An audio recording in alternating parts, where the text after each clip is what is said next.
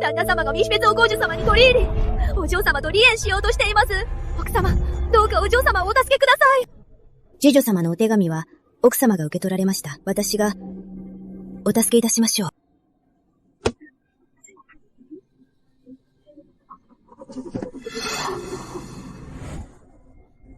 バモ様は、私に自害しろと。奥様がおるには、桜井家の娘は、王を立てて死ぬのみ、再婚は許されず、まして離縁などありえません。100年続く家風を、侍女様で汚すわけにはいかないと。どうしてですか？旦那様が未姫長公主様と密通して離縁しようとしているのに、お嬢様は何も悪くありません。あの時は貧しい書生を取り込むため私を嫁がせ、今度は嫌命のために自害しろと。バム様も本当に計算高いこと。侍女様、どうか潔く、私に手を下させないでください。お嬢様、絶対に嫌よ。ならば侍女様がご自分でできないのなら、うなまないでくださいよ。お嬢様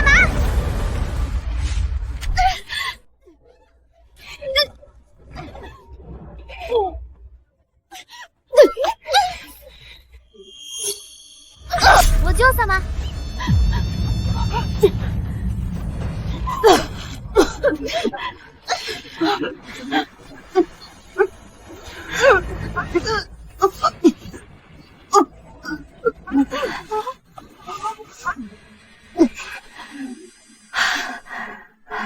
お前、よくも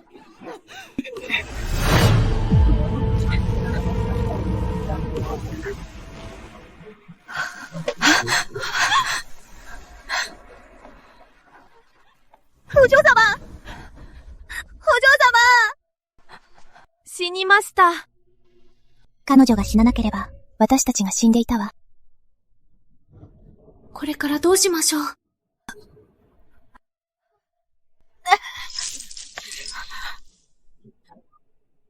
桜井家に伝えて、村田乳母が盗みを働き、私に見つかって自害したと。でも、これが失敗したと知れば、王夫人様は必ず別の手を打ってきます。いっそ、お嬢様旦那様に離縁しないでと頼んでは、お嬢様のその美貌なら、札もたみ姫高校子様に取り入ったのは、権力と地位を狙ってのこと。一足飛びに出世するのに、両棒など何の意味があるの？じゃあ、どうすれば？あの人たちは私に体面を保って死ねと言うけど、私は絶対に生き延びてみせる。あの人たちよりも幸せにね。なら、探すしかないわね。三船長公子様よりも権力のある人を。この宴は、三妃公主が草本殿のために開いたものよ。なんであの人はここでサボってるの？あの方は藤原大須よ。大須様は権力が絶大で、皇中殿下は愚か、天皇陛下や皇后様でさえ口出しできないのよ。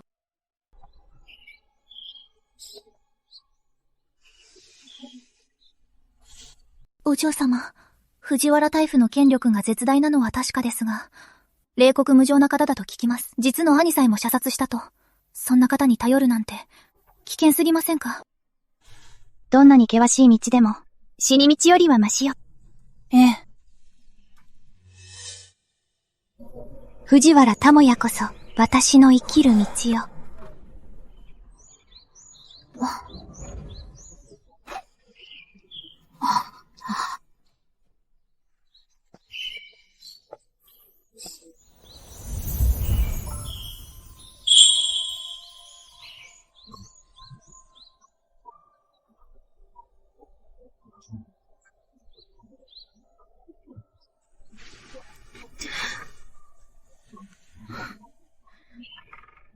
このお酒、むせるわね。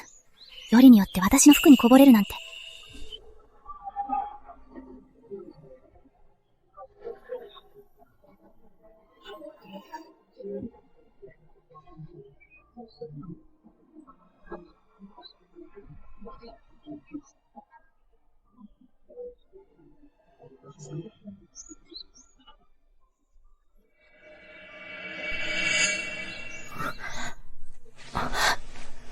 大風様、大風様。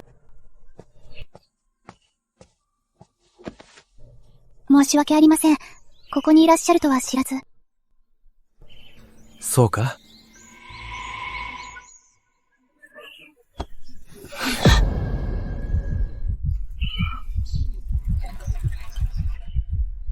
訴求は荒いが、脈は落ち着いている。知らなかったとは思えない。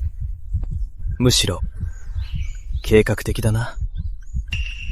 ターフ様は何を、私にはわかりません。では、楠本夫人は本当に、迷い込んだだけと。はい。テプ殿を驚かせてしまい、申し訳ありません。私の記憶では、草本夫人は、臆病者ではなかったはずだが。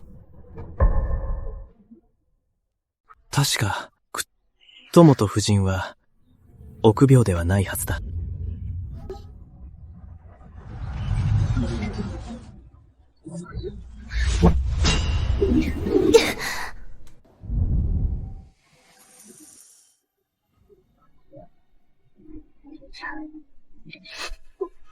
何をしている？その顔を傷つける気か？祖母は城が落ちたから、手を立って低層を守れと。血は死にたくない。どうして男は生きられて、血はダメなの？この顔を台無しにしてでも、血は生きてみせる！必要ない。君は生きられる。しっかりと生きろ。はっ！反乱軍は討伐した。京都は以前のままだ。シテデオン祭で顔を傷つけてでも生きようとした者が、今はすっかり臆病になったようだな。10年前のことをまだ覚えていたなんて。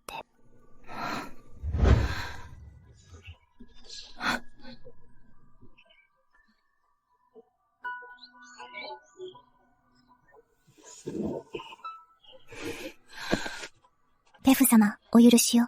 わざと入り込んだのは事実です。お願いがございます。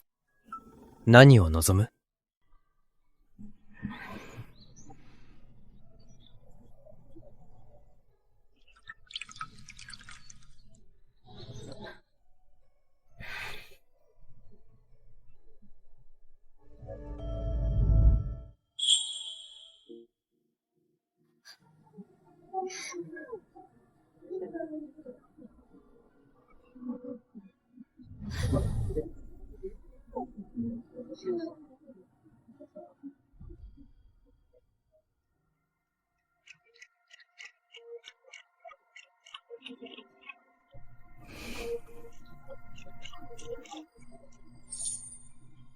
殿のご寵愛を。やはり大胆だな。高樹電車、お待ちください。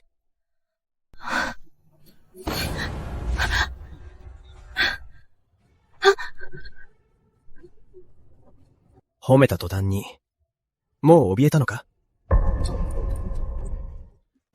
タイフ様。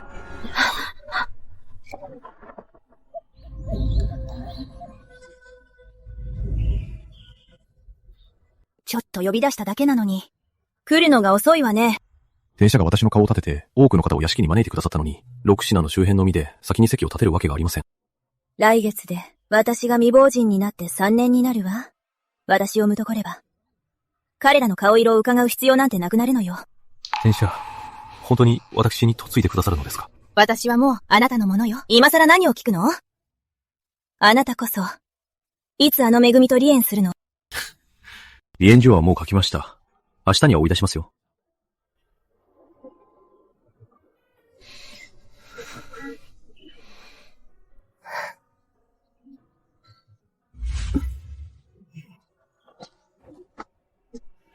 タイフ様、もし、夫に見つかったら、私、殺されてしまいます。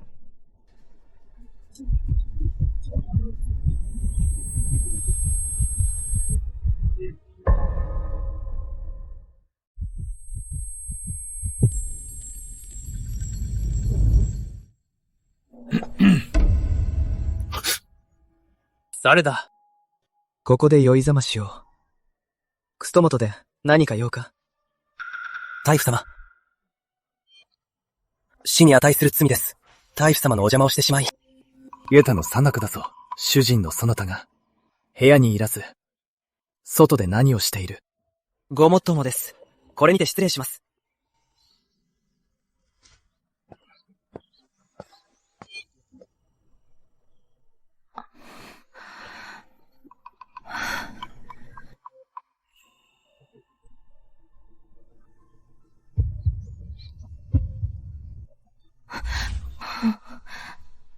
大夫様、感謝します。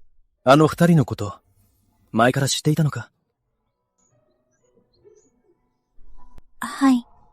フォテはよく高知邸に留まり、何日も帰らないことがありました。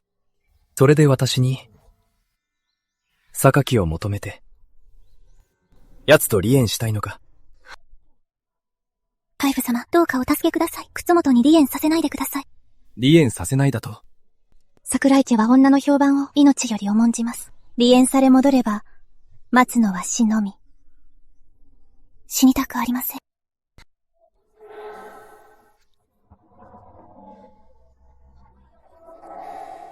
あの頃と変わらんな。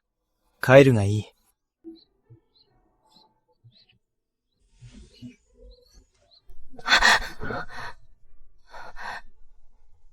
ダブよ。死して帰れ。しっかり生きるのだ。生き延びるのだ。しっかり生きよう。はい。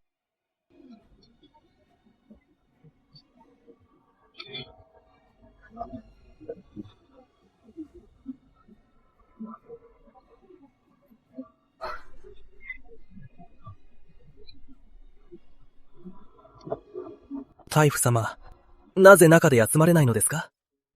大夫様、古傷が雨の日は痛むでしょう。楠本に会ってこい。奴に伝えろ。お嬢様、どうでしたか？大夫様は助けてくださいますか？あの方は、安心して帰れと。じゃあ引き受けてくれたんですか？これで私たち助かりますね。久本直人は運がいいな。どうして大夫様の目に留まったのか。近々出世するに違いない。本当か？もちろんだ。さっき青木積之助が世話を焼いていた人事将が名を挙げたと。この時期は言動を慎まないと人に弱みを握られちゃいか。青木は大夫様の一番の腹心だ。彼からそう言われるなら大夫様が重用する気だろう。お嬢様、帝風様のお力添えですか？船本直人は彼に取り入ろうと必死よ。あの言葉があれば、少なくともこの半年は、離縁の話は出ないはずよ。その間に次の手を打てるわ。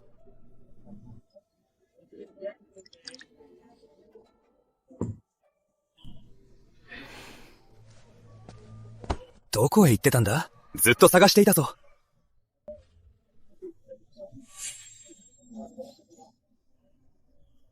どうして着物が濡れている？外は風が強い。風邪をひくな。旦那様、私をお探しとは、離縁状を渡すためですか？あれはついカッとなって言っただけだ。気にしないでくれ。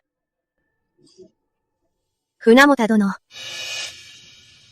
ご夫婦揃って、随分と仲がよろしいこと。三姫公主、先ほど申し上げた通り、離縁の件は少し待ってください。すべては私の出世のためだと思って。私は不愉快だわ。私が不愉快なら、他人はもっと痛い目に遭うべきよ。どうしたいのですか？桜井家。私が見るに、その耳飾り、私のものとひどく似ているわね。わかっていて。これが僭越だと。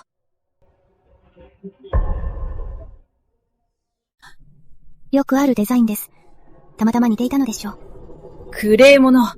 ということは、私の耳飾りが平凡だというの？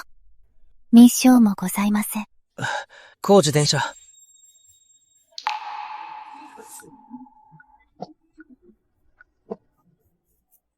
今日私が教えてあげるわ。身分の差というものを思い知らせてあげる。私が目をつけたものは、触れることすら許されないと。誰か、その耳飾りを壊しなさい。コーチ。やりすぎです。お嬢様も言ったはずです。ただのありふれた形だと。まだ言うか。この二人は私に歯向かった。引っ立てなさい。3日の間、ひざまつかせなさい。お嬢様。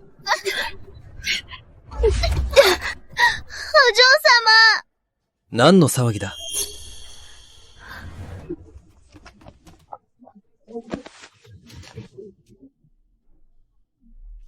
ただ似た耳飾りというだけで、略人の妻をこれほど重く罰するのか？紹興酒殿下の威勢は、天皇陛下や皇后様よりも大きいようだな。ミラサザリのことだけではありません。その二人は、私に無礼を働いたのです。いつ無礼を？どのように？大風殿、答えられないのであれば、無実の罪を着せたということだ。貴様は、普段からそのようにあなたを教育しているのか？ドゥフデナ、私は、私が間違っていました。立て。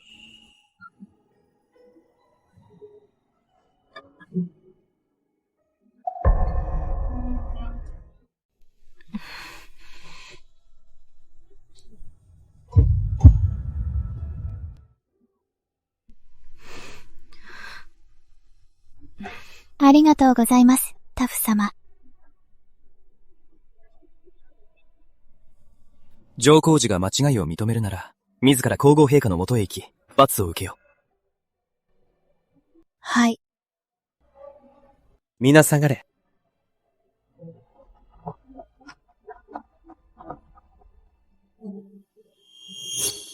このアバズレ、か弱いふりをして、よくも大夫様に私を罰させたわね。あんた止める気？ダノシャ、先ほど大夫様が煽ったばかりです。今彼女を叩けば、大夫様に逆らうことになります。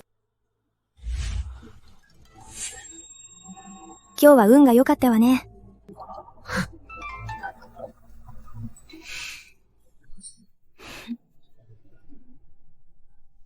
行きましょう。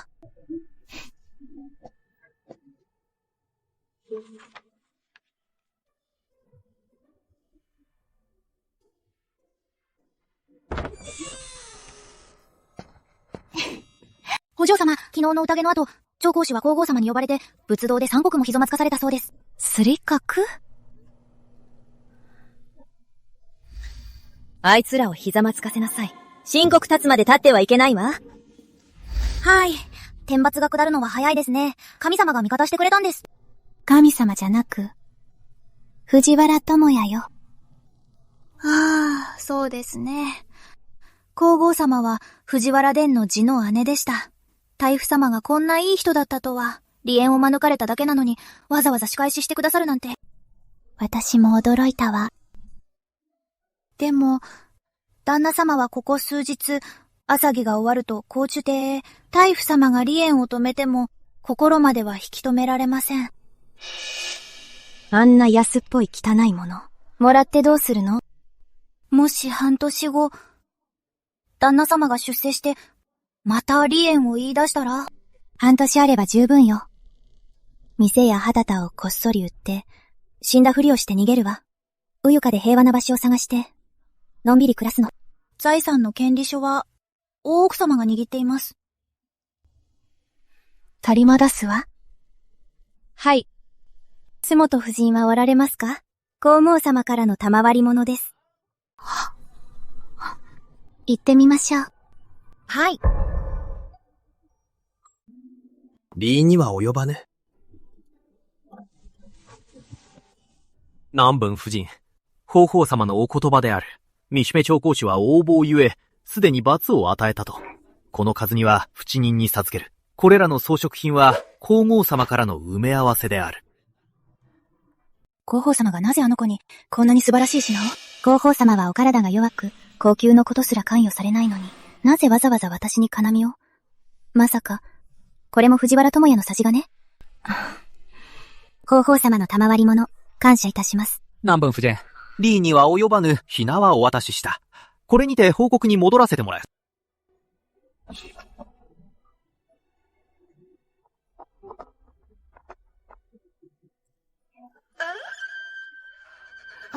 本当にたくさんあるわね。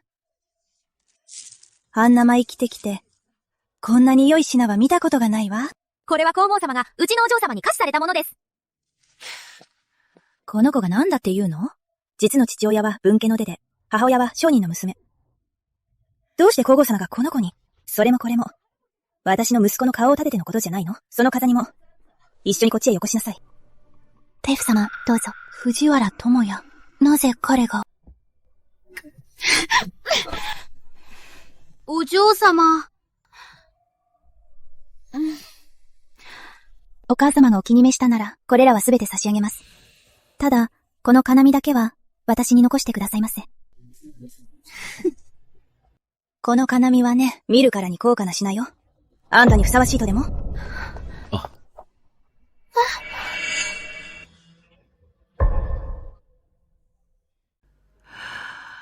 母上、何をしてるんです？黒くん。この女、いいものを手に入れたのに、独り占めしようとしてるのよ。ゴーの私に孝行する気なんて全くないの。いいでちょうだい。こんなにいいもの。この女にはもったいないわ。マハシュが、やっと大夫様にお越しいただいたのに、みっともない真似はやめてください。ビレがあなたの言ってた、天より偉い大佐様？随分と若すぎるわね。染まってください。お恥ずかしい身内のことで、大佐様、お見苦しいところを、私が見つけた前座の古本が、書斎にございます。どうぞあちらでご覧ください。どうした？ストモト殿は家族を養えず、母親も養えないからと、妻の私物を奪うおつもりか？いえいえ、これは、めぐみちゃんが母に送ったもので。そうか？違います。聞き方からの賜り物で、とても大切なものです。大切なら、大事にしまっておけ。そうです。母も魔が差しただけで、普段が違います。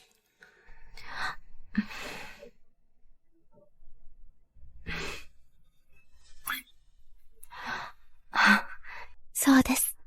大夫様、空は本当に寛大なんです。私の嫁入り道具や財産はかなりのものですが、すべて姑が管理してくれています。生活費を出し惜しむこともありませんし。大夫様の前で何をバカなことを言ってる？何か間違ったことを？図に乗るなと言いたいが、私を利用するとは。まあいい。最後まで助けてやろう。ホチミの法律では、嫁入り道具は、女性の私有財産だ。楠本家の母上が知らないのはともかく、楠本殿も知らないとは言わせないぞ。いやいや、大工との誤解です。実は、先日めぐみちゃんが体調を崩し、母が預かっていたのです。ほう。お気遣いありがとう。すっかり良くなりましたわ。そうだ、エクちゃんの体調も、良くなり、返そうとしていたところです。書書と鍵は早く持ってこい！本当に、返すの？息子の出世と、そのはした金。どっちが大事かわからないのか！まったく。誰か、証書の部屋の鍵を持ってきて。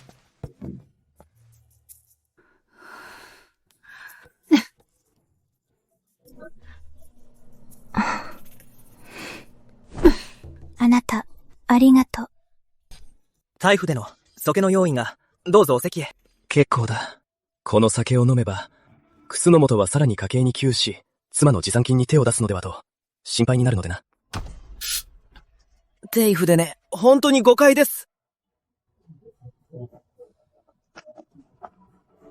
何をぼんやりしている。早くお見送りして説明しろ。すぐに行きます。必ず誤解を解いてまいります。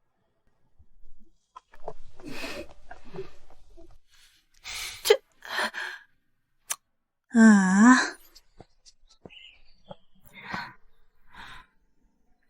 ティフデン、お力添えに感謝いたします。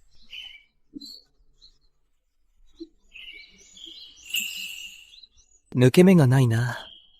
一度の香典で、二つのことを私にやらせた。なら、もっと伏せを弾みましょうか？いかがです？船本直人はまだ中でひざまずいているぞ。彼がコーチと愛し合っているのだから。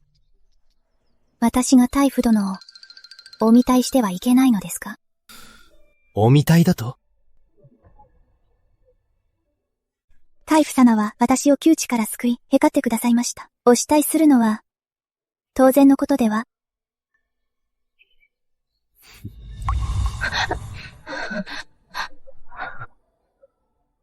ウシキへ戻れ。チャウロ、いつまでひざまずくの？あの大夫様、不気すぎるわ。どうせ自分が天皇陛下の叔父だからって。もう、あなたが皇子様をめとれば、もう偉そうにできないわよ。黙って。ただの皇族じゃないんだ。泉王朝の天そのものだ。その気になれば、明日には天皇すら変えられる。まあ。若くてひ弱そうなのに、そんなにすごいの？ひ弱17歳で反乱を平定し京を奪還した時、逆賊を打ち破るために、実の兄を自分の手で射殺したんだぞ。まあ、恐ろしすぎるわ。旦那様、大夫様の場所はもう行きました。早くお立ちください。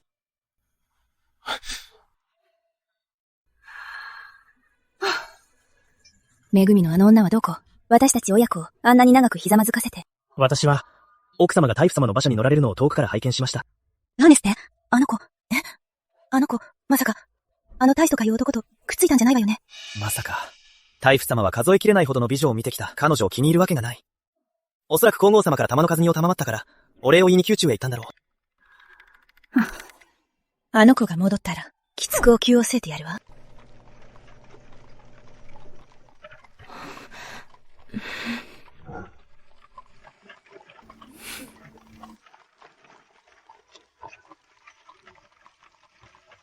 書を捧げたいのでは？なぜ逃げる？大夫様のお情けは願ったりしませんわ。そうか。ただタフ様は天下を握るお方。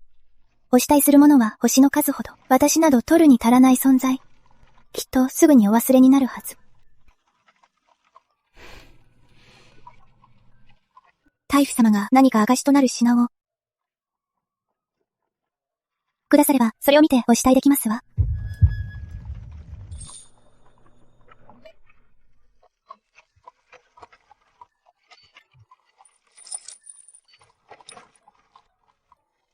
これが欲しいのか？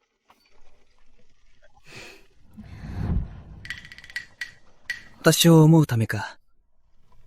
それとも虎の意を狩る気か。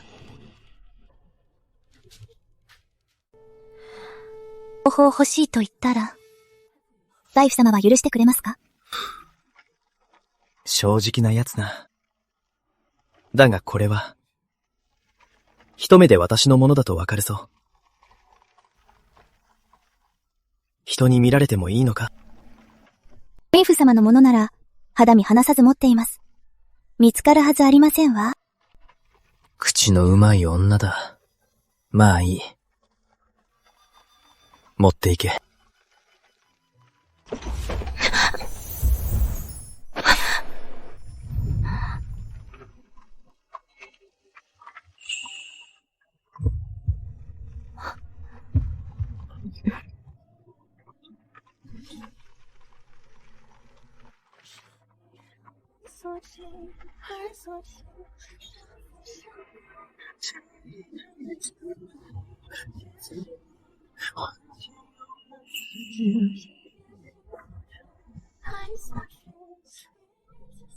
太傅殿、着きました。久野本夫人の名分も保てたし、持参金も取り戻した。お前の才知があれば、しっかり生きていけるはずだ。もうへつらう必要はない。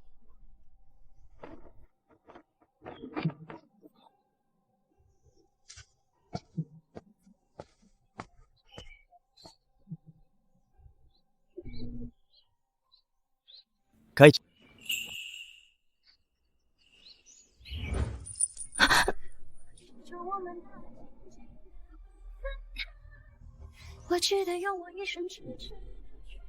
彼女を送れ。はい。千ややはすべて見抜いているのに、何度も私を助けてくれるなんて。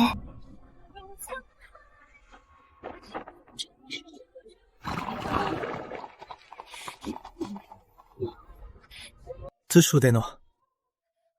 あの楠本夫人はたびたび無礼を働いています。私が懲らしめましょうか。失言でした。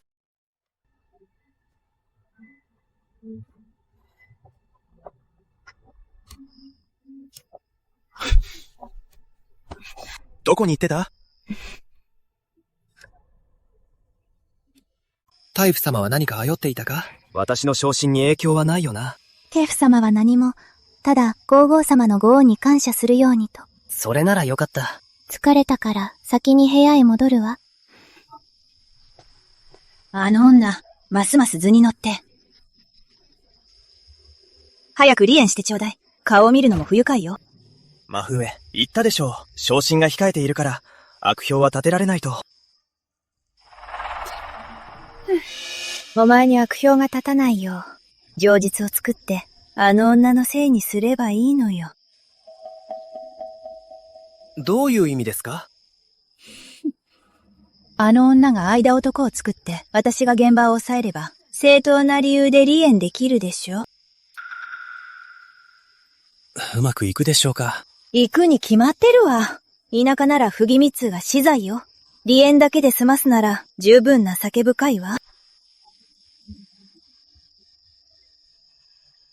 ちょうど数日後、公務で家を空けるでしょう。その隙に、私が痛い目を見せてやるわ。わかりました。マハウエにお任せします。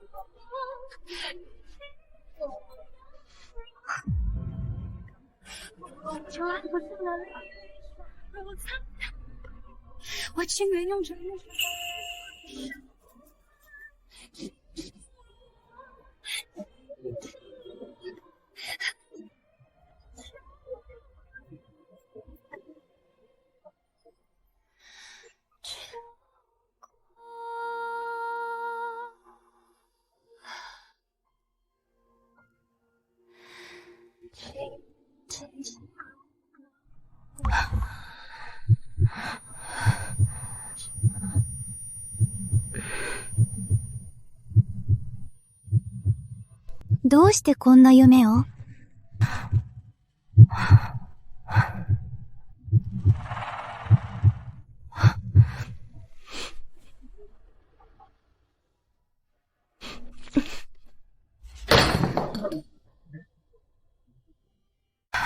リホ。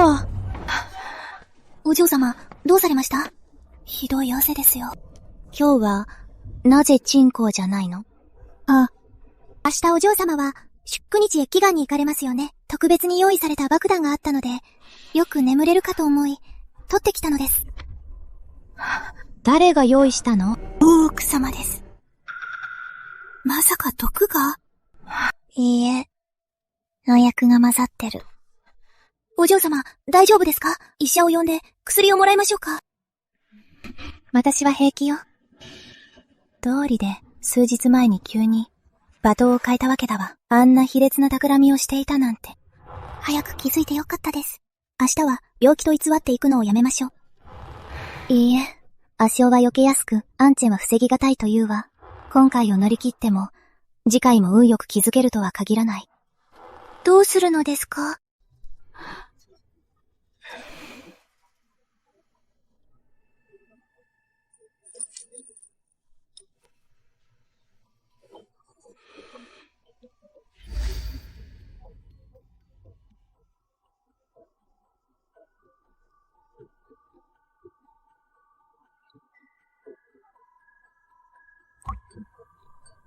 相手が藤原友也なら、嫌な気はしないわ。お嬢様。そんなに私を不義密通させたいのなら、望み通りにしてあげるわ。それでは彼らにお嬢様を処分する口実を与えるのでは？私を処分する？二本直人にそんな度胸はないわ。自業自得というものを教えてあげる。ひざまずいて妻の不貞を受け入れ、私に土下座して謝らせるのよ。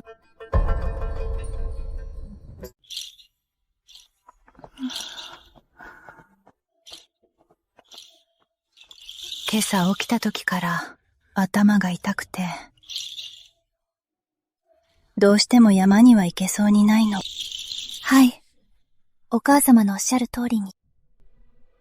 よし。それなら早く行きなさい。はい。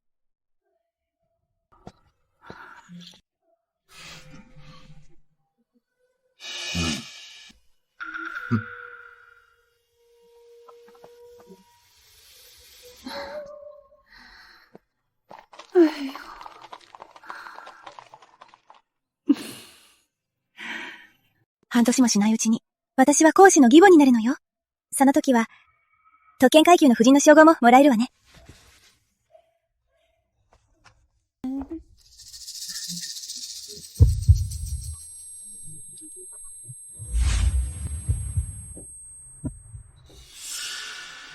奥様、どうなさいました？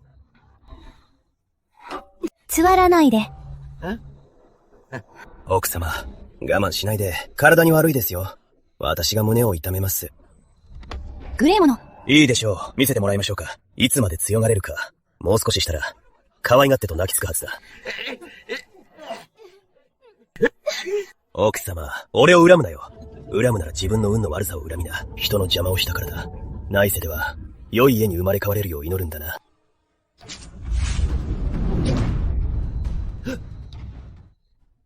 私の運が良いか悪いかは、私自身が決めることよ。あなた。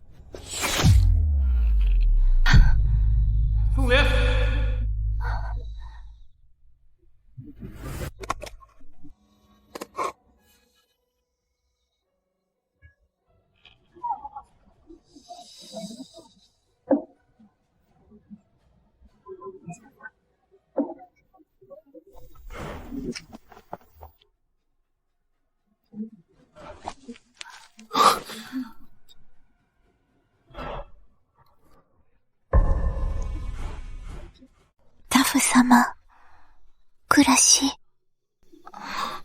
医者へ連れて行く。いや。ん？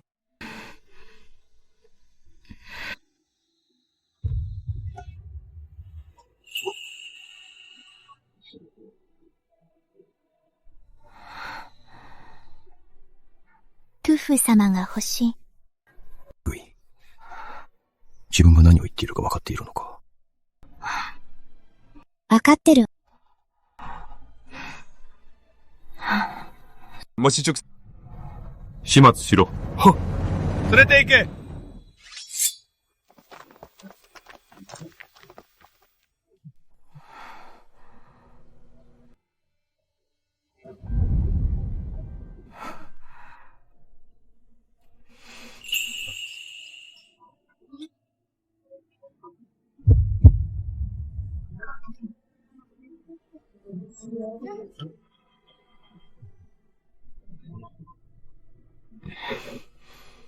さっきの言葉、もう一度言え。何の言葉？言え。私が欲しい。ええ。タイフ様が欲しいわ。タイフ様だけ。すだしが来ると確信していたのか。いえ。でも、あなただけを待ちたかったの。いつもそうやって人を喜ばせるのがうまいのか。違うわ。本心よ。目。もう逃げられないぞ。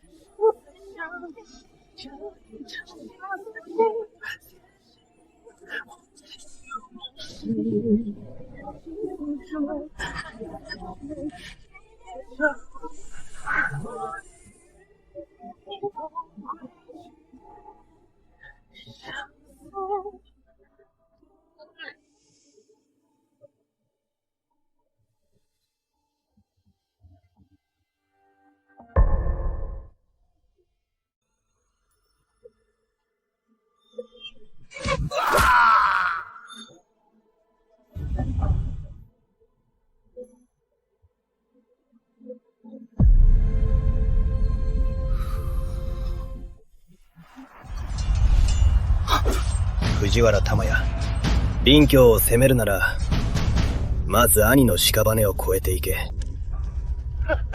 知恵。コーナ、今日の暗記が第一だ。知恵。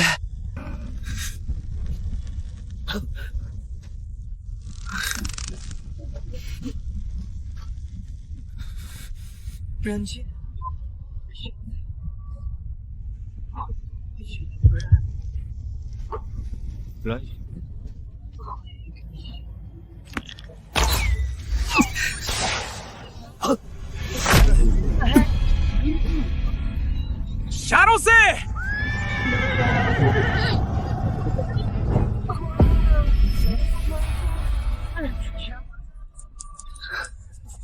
太福殿。太福殿。今日、お前のあの矢がなければ、彼女はどうなっていた？太福殿の配下には達人が多くいます。私がいなくとも、桜井のお嬢様は無事だったはずです。弓矢は太福殿にとって長年の心の傷でしたのに、今日自ら触れられるとは。ですが桜井のお嬢様がいくら良くても、人妻なのですぞ。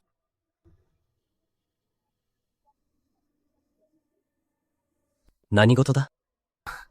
あの馬頭は始末しました。寺にも口止め済みです。桜井のお嬢様は今日参拝の後、帝国公夫人と偶然出会い、共に宮中へ参内し、皇后様と仏法を語り合っていると。太福殿、この桜井のお嬢様は、やはり楠本直人の妻です。いっそ私が早いうちに彼女を送り届けましょうか。失言でした。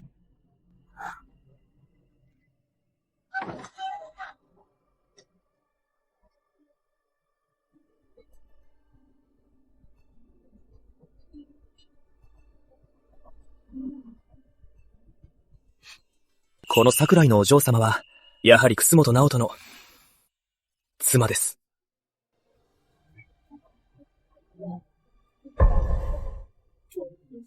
桜井のお嬢様は、直人殿の奥様です。大福天使。無駄話は良い。3年前、私は今日半年離れた。協定の様子は？文林院に新人が入りました。楠本直人というもので、貧困の出ですがかなりの秀才です。桜井家次女と婚約したばかりです。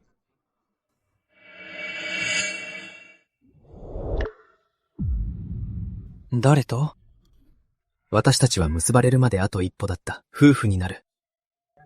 桜井家女。誰もが平然としていられるわけではない。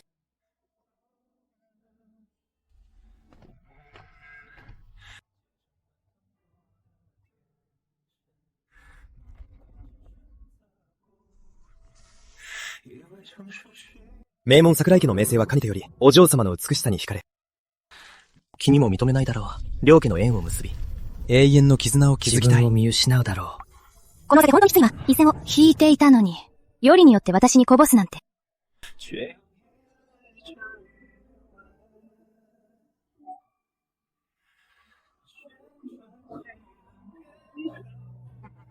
離縁状ならもう書いた。明日あいつを家から追い出してやる。桜井ネク。私はてっきり、君が幸せに暮らしていると。史実ひざまずくまでは立ってはなりません。愛と憎しみをいくら繰り返しても、身の程を知りなさい。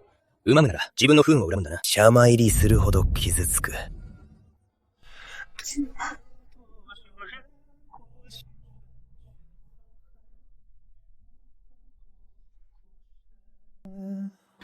だからなんだ。そもそも奴にはふさわしくない。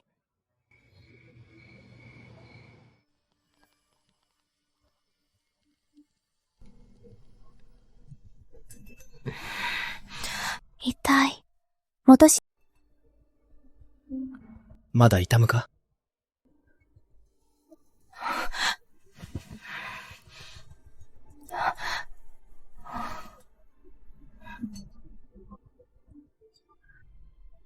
船本直人は、君に指一本触れていないのだな。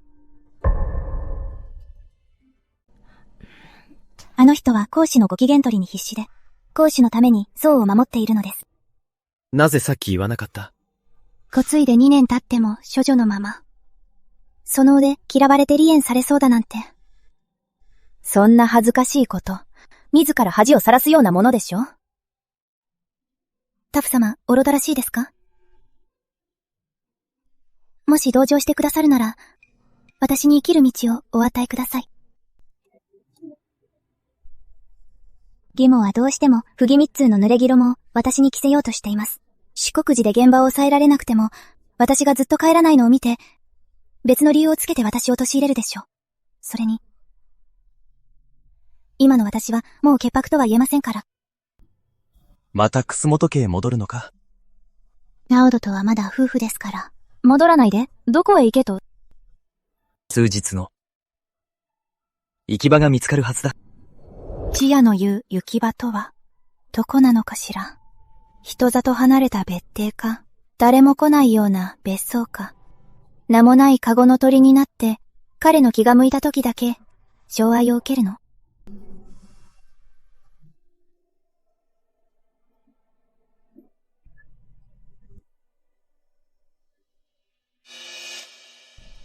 こんなに綺麗な曲名隠しておくのはもったいないわ。毎日身につけていたいな。いいかしら？いいだろう。トゥフ様は人に見られて、噂になるのは怖くないの？それが君の望みだろう。私の名声も、権力も、すべて君に貸してやろう。だが今後は、自分を賭けの道具にするな。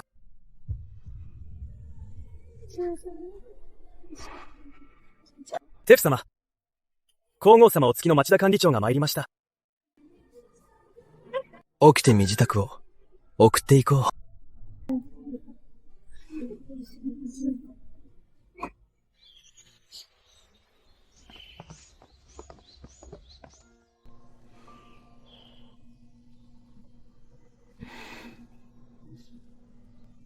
木造助。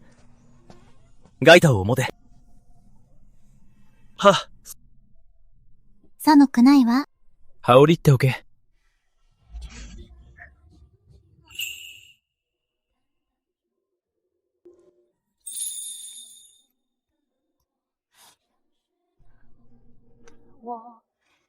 テーフ様、焼き餅？他の人に私を見られたくないのね。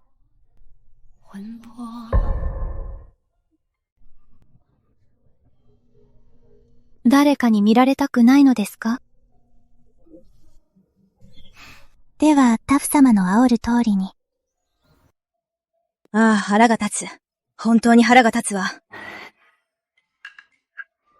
エクのあのアバズレ、プツサイリにかこつけて密通するなんて。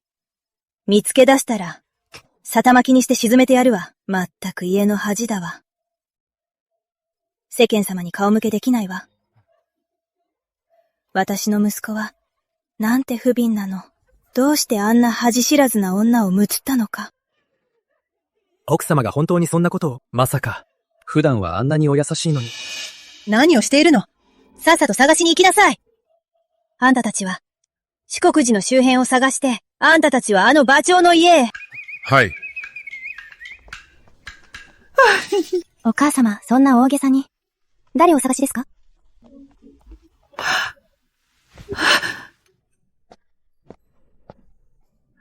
なぜここにいるの？お母様、何のことですか？ここにいなくて、どこにいると？このアバズレ、ホチ総理にかこつけて密通するなんて。よく帰ってこられたわね。覚悟しなさい。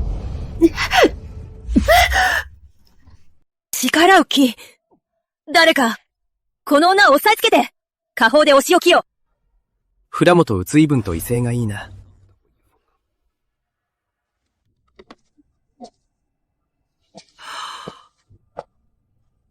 大夫様。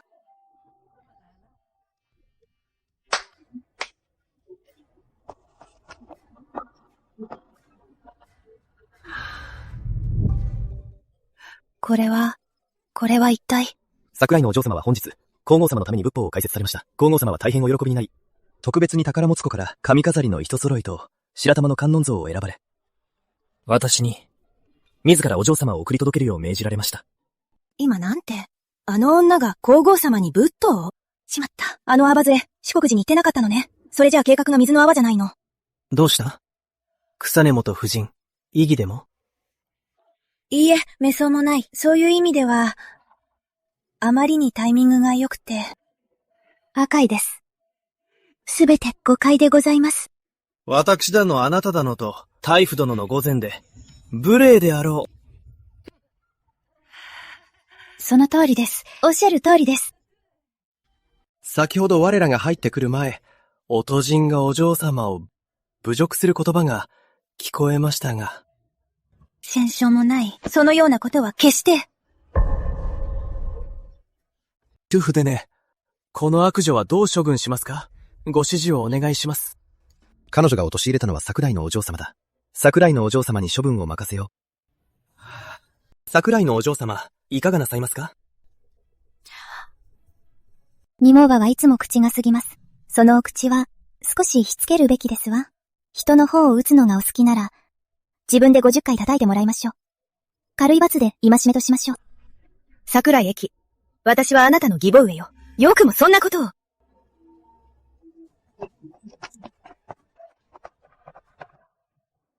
楠本家の母上、ご自分でやりたくないというのなら、私が手伝ってあげましょうか。私が自分でやります。私が悪うございました。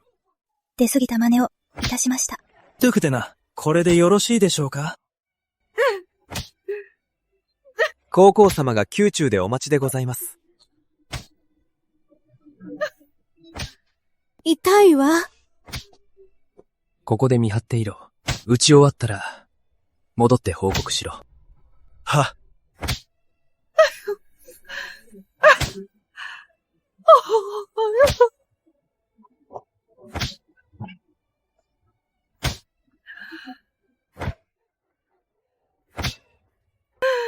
私が悪うございました。母上？母上？シャクロ君。どうしたのですか？今日桜井のお嬢様が皇后様に仏法を説いた際、楠本家の母上は密通したと陥れました。町田管理長が教えに来たのです。何を言ってよくて、何を言ってはいけないかを。なんだと？桜井のお嬢様、明日宮中でケマラの試合があります。皇后様がご一緒にご覧にならないかと時間になれば、私がお迎えに上がります。行くぞ！シャクロ君。全部この女のせいよ。ミモシ、言葉に気をつけて。これは皇后様とタフ殿がお与えになった罰ですよ。許しを請うこともしないのか？私を陥れようとしたのに。かばいとおっしゃるの？ご自分の言葉がおかしいと思わないの？よくも口答えを。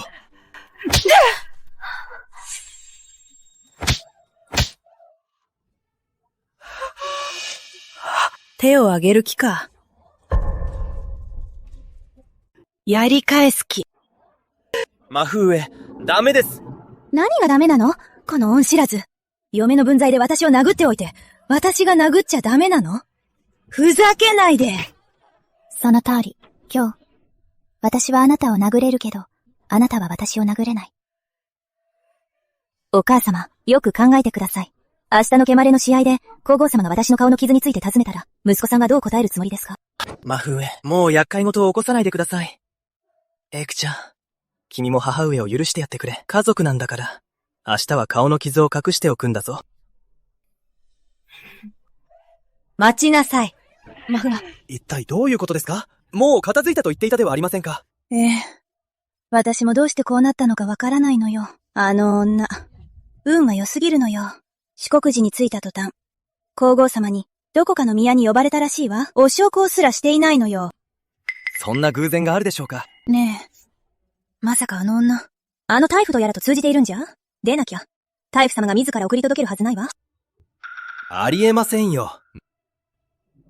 藤原殿は冷酷な方です。特にあの反乱平定後は、家族とすら親しくしません。この3年間、藤原邸で彼に話しかけられる者はいません。邸を出た後も、人を近づけようとしません。船本殿、皇后様がお一人で観戦されるのは退屈だと、奥様をお呼びです。はい。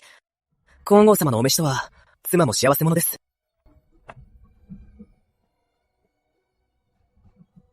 行きなさい。皇后様の前で、何と言うべきか分かってるね。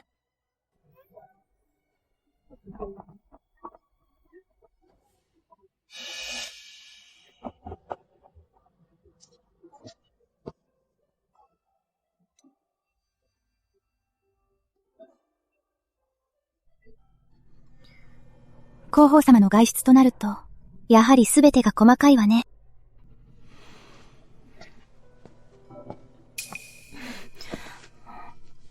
皇后様にご挨拶申し上げます。相手の顔も見ずに、誰に挨拶しているんだ？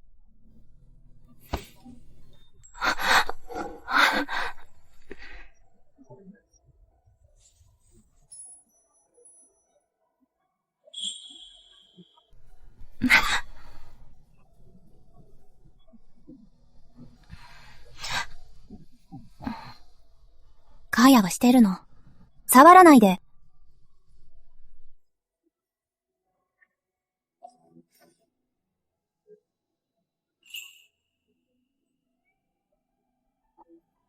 誰にやられた？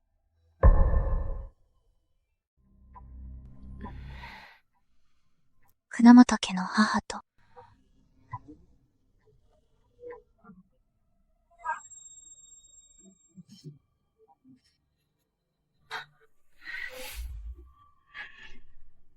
間もなく皇后様がいらっしゃるわ。あの人は毛馬が嫌いだから、来ない。じゃあ、私も降りるわ。君はこの2階で見ればいい。今日の試合は、長引くからな。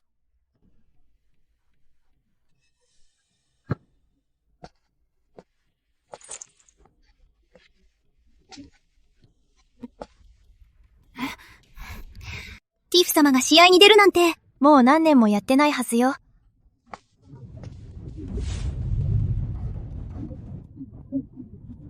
ティーフ様、素敵すぎるわ。あの頃の智也様のお姿、あなたは見たことないでしょうね。船本殿はこれがお得意だと聞いた。今日私は赤組だ。お手並み拝見と行こう。私の拙い技など、大夫様の足元にも及びません。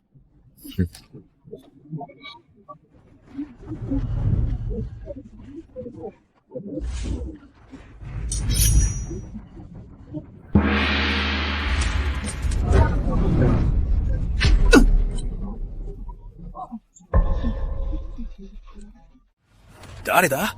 よく見て蹴れ！私だ。大夫様でしたか。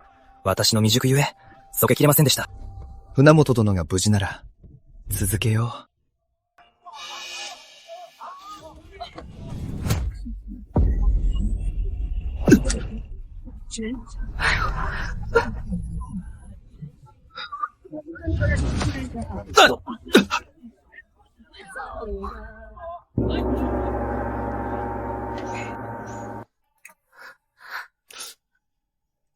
ナオト、ひどい怪我だわ。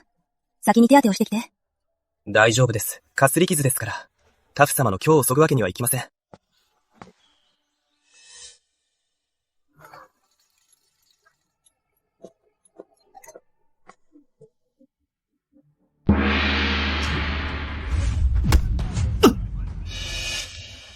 トゥフ殿の怒りを買ったのか？トゥフ殿は常に公平な方だ。きっと偶然だろう。往練だと？毎回あんなに正確に右頬に当てられるか？さあな。わかった、もう見るな。わざとやったのよ。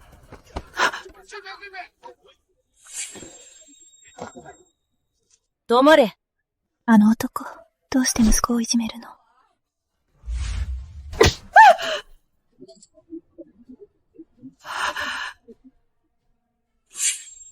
藤原智也だからよ。ナーノトを殺すことなど、矢野をひねり潰すより簡単なこと。の受電者、息子は、あの方には常に小よしく接しておりました。何も怒りを買うようなことは、公主殿下、どうかお口添えを。船津本殿、なぜいつも私の玉の邪魔をする？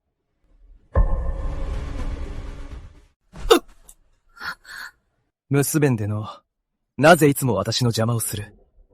私の技術不足で、今日遅いでしまいました。ならひな待ち続けろ。よく反省するんだ。はい。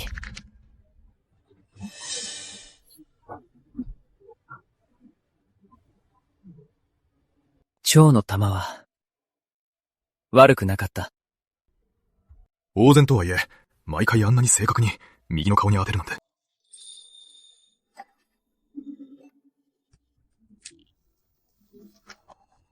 目は飾りなの。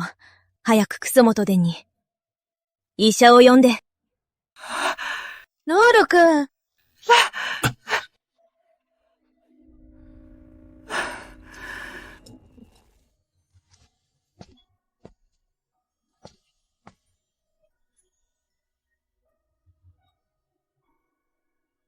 まだ痛むか？大夫様が心配してくださるなら、もう痛くありません。私の前では強気なのに、なぜよそでは、いじめられるんだ。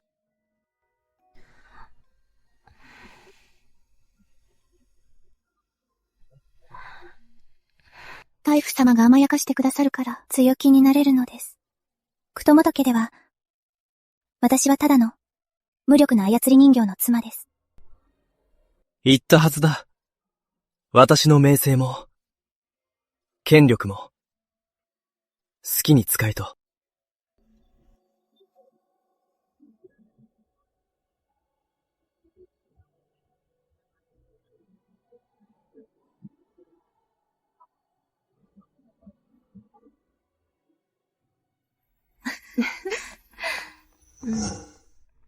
下に人が。ちょうどいい。見せてやろう。まからせるんだ。君が私のものだと。そうすれば、愚か者も手を出さないだろう。本気ですか？大夫様は恐れないのですか？私があなたの名をよがしても。どう思う？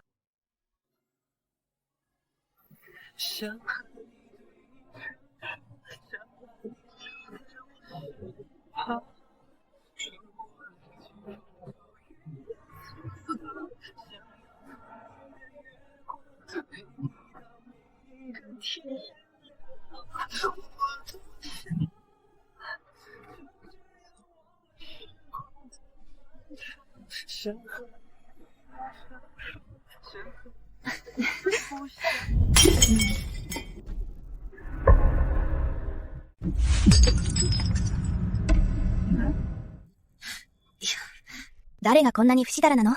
まだ人が残っているのに。ちらっと見えたけど、大夫様みたいだったわ。この世界に、あの大工様を夢中にさせる女がいるなんて、ありえないわ。あそこは皇后様のための部屋よ。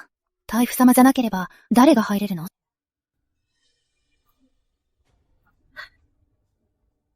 なんだか、あの女、そもとでの奥様に似てない？シーン、早く行こう。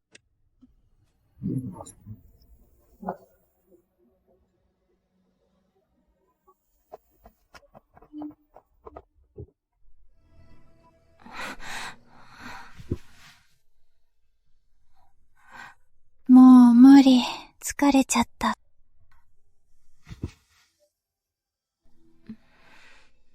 帰って堂々と伝えてやれ。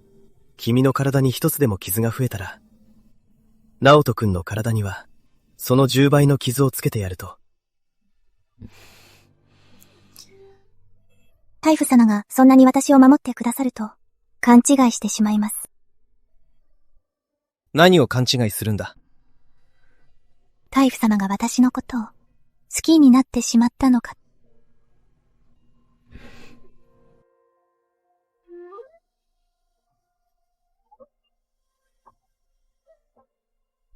タイフ様。お好きですか？このサガガは、私のように清らかまく色づ確か。鏡に映る輪郭のように、君の父親は桜井家分家の入れて、密かに思う私なのだろう、母親は。ナチョウカの出だったな、そっと心に鍵をかけ。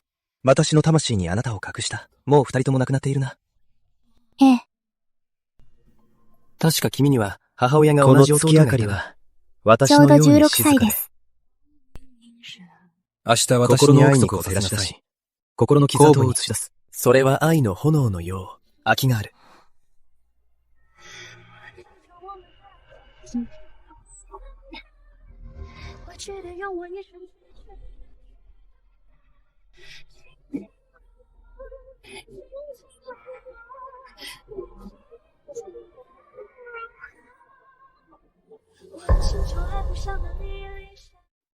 本当に頑固な人ね。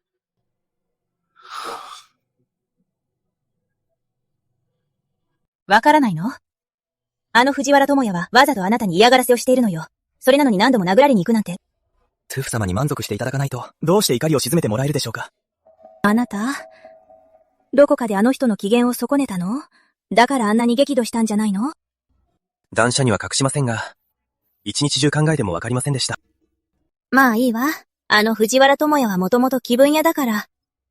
突然どうしてあんな風に切れたのか、誰にもわからないわ。これ、タイからもらった薬よ。ありがとうございます、公主殿下。私だからこそ、あなたのことを気にかけているのよ。あなたの奥方。なぜだか知らないけど、皇后様に気に入られているようね。でも今は皇后様がいらっしゃらないから、姿さえ、見せないわね。いなくてちょうどいいです。昨日、母が彼女を撃ちましたから、もしタイフ様に見られたら、また私に罰を下されるかもしれません。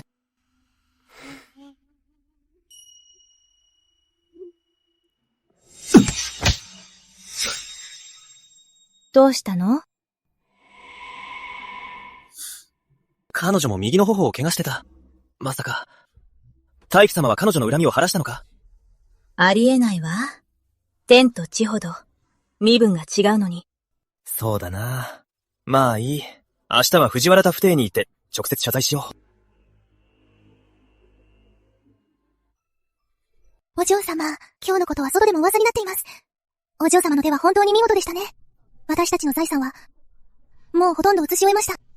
マムは明日、南へ下り、南城で屋敷と財産を整えます。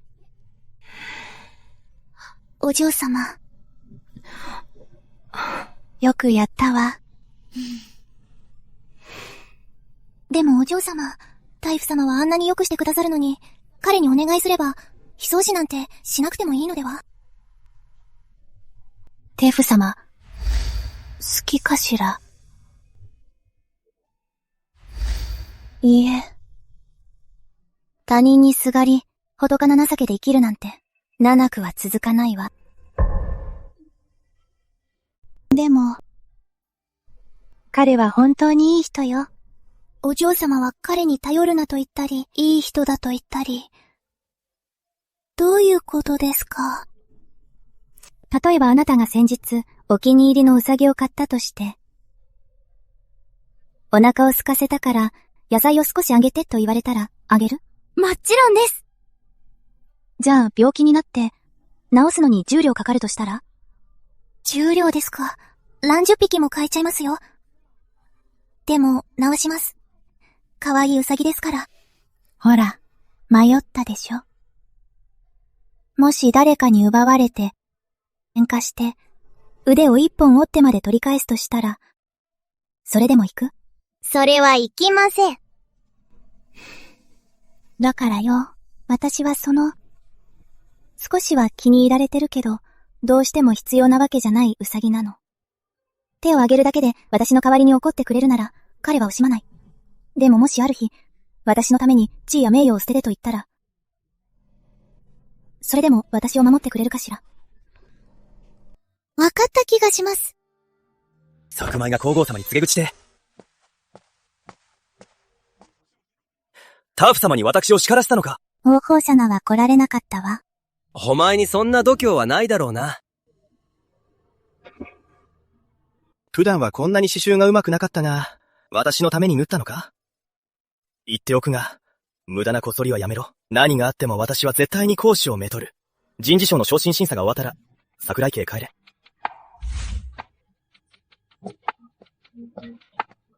なんてうぬぼれてるんですか。お嬢様、大夫様もはっきり言えとおっしゃったのに、なぜ言い返さなかったんですか？焦らないで。時期は一幕ずつ演じるものよ。こんな素晴らしい知らせは、彼が心から取り入りたいと思っている人に直接伝えてもらわないとね。カプグロが縫い上がったわ。タフ様に届けてきて。はい。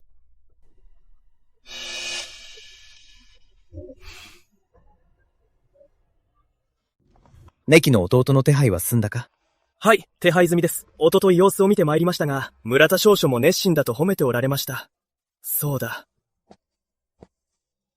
桜井のお嬢様から、お届け物がありました。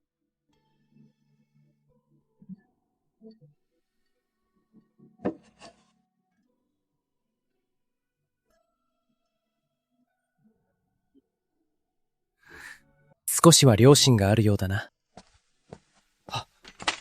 藤原殿、楠本殿がまた面会にいらしています。当世。は。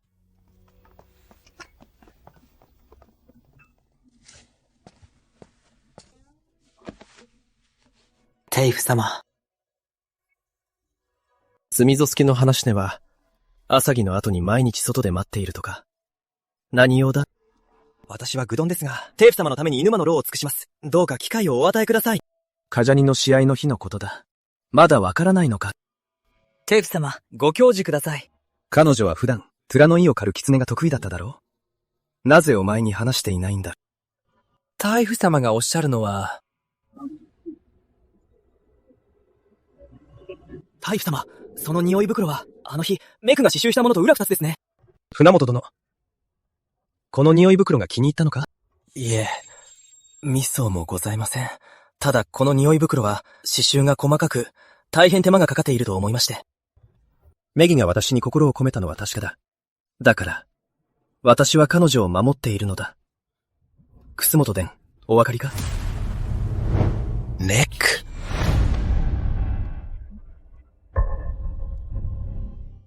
船本殿がお分かりなら、あの日の蹴まれも、無駄ではなかった。お母様、よくお考えに、明日の蹴まれで、黄門陛下が顔の傷を尋ねたら、息子さんはどう答えるおつもりか。わかりました。では帰れ。覚えておけ。私は嫌いだ。メギが虐げられるのを見るのはな。はい。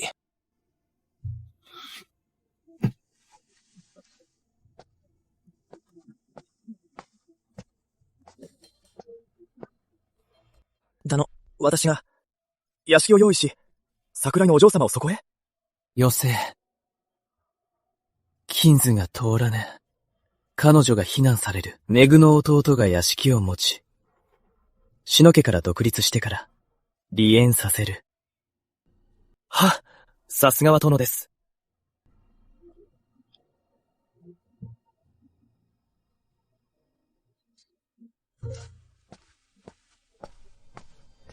出て行け！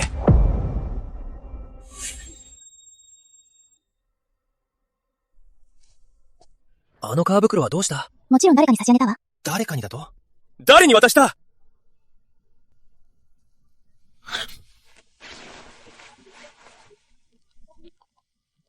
一等間専用の鶴紋革袋。あれは一品間しか使えない品だぞ。言え！誰のために作ったんだ？旦那様、そんなにお怒りできたということは、もう答えはお分かりなのでは？恥知らずめ。よくも大夫様を誘惑したな。人聞きの悪い。もともとは旦那様とお母様が、私に間を通し立てようとしたのでしょう。私はお望み通りにしただけですわ。なぜお気に召さないのですか？お前がした汚いことをばらされてもいいのか？できるの？本当に手を出すおつもり？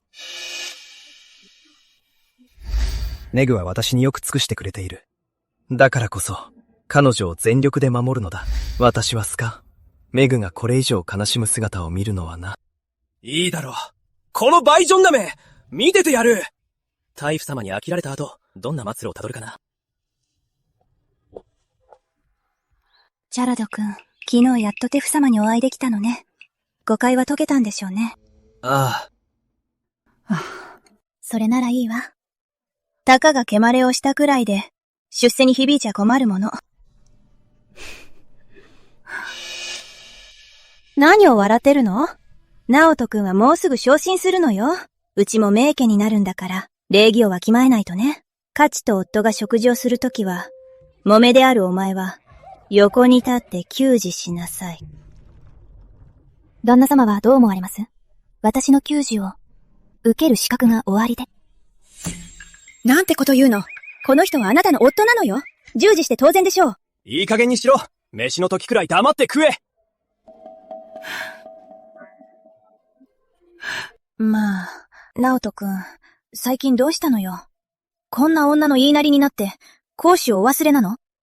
忘れてない。それなら私の言う通りにして、サンバを呼んで、あの女の体を調べさせましょう。最近よく出かけてるけど、帰ってくるたび色気づいてるのよ。もしかしたら、外で、男と密通してるかもしれないわ。どうせあなたは指一本触れてないんでしょ？サンバに調べさせれば、離縁する口実ができるわ。ダメだ。どうしてダメなの？母さんに任せておけばいいのよ。俺はあいつと、すでに夫婦の契りを結んだんだ。え？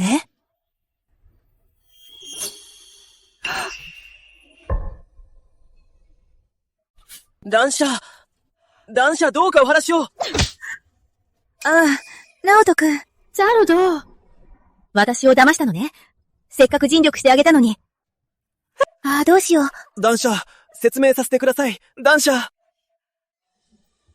お前のようなアバズレが、ノード君を誘惑したのね。玉姫講師の逆鱗に触れたら、ただじゃおかないわよ。見物ね。何ですって？言ったのよ。犬の噛み合いの芝居が、なかなか面白いって、誰もの上を目指すのも当然ね。情だの愛だの、おたこの威厳だのは、権力や地位の前では、道を譲るしかないのね。どういう意味よ。息子のことよ。喜んで寝取られてまで、権力にすがりつきたいのね。でも気をつけることね。足を踏み外して、木っ端みじんにならないように。あんた、誰に向かって言ってんのよ。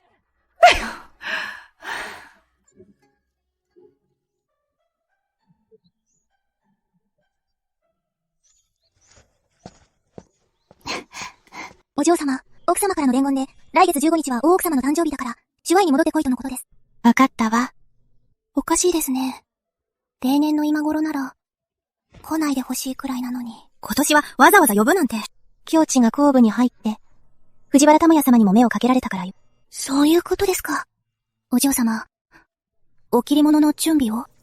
以前、境地のまだ家にいた頃は、あの子のために配慮して、当然お切り物も用意したけれど、今はね、必要ないわ。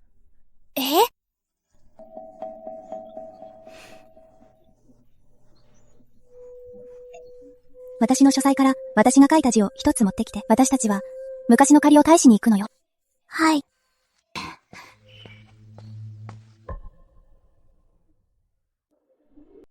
おめでとうございます、大奥様。桜井家の次女様、ご到着。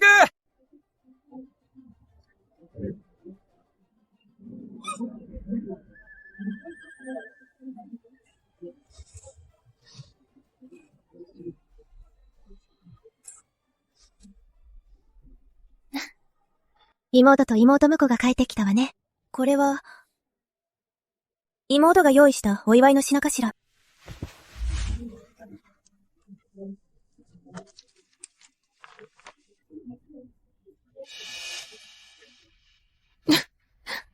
てっきり名家の名作かと思ったのに。なんだ。自分で書いたものなのね。商人の娘は本当に芯がないわ。今や、お父さんも役人になったというのに、どうしてまだそんなに貧乏臭いの？貧乏臭いですか？私はそうは思いません。口答えする気？それなら皆さんに判断してもらいましょう。なんだこれは。全く見苦しいものだ。テーフ様が来たぞ。大夫様ってどの大夫様？どの大夫様って決まってるでしょ？藤原殿に決まってるじゃない。藤原殿が桜井家に来るわけないでしょう。桜井家が天に昇ったとしても、藤原殿の足元にも及ばないわ。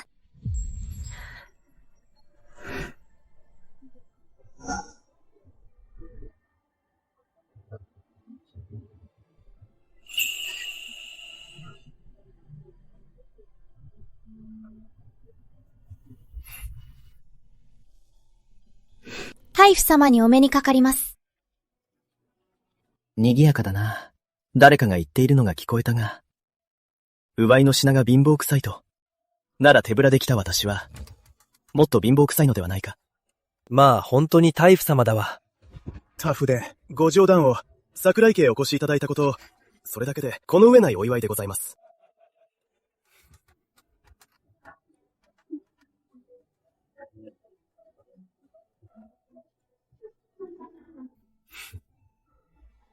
見事な筆跡だ。大奥様がお気に召さないなら、私が収蔵したい。いくら出せば、譲っていただけるかな。タフ様はお目が高いですね。先ほどもう一度よく見ましたが、次女様の字は、本当に素晴らしい出来栄えですわ。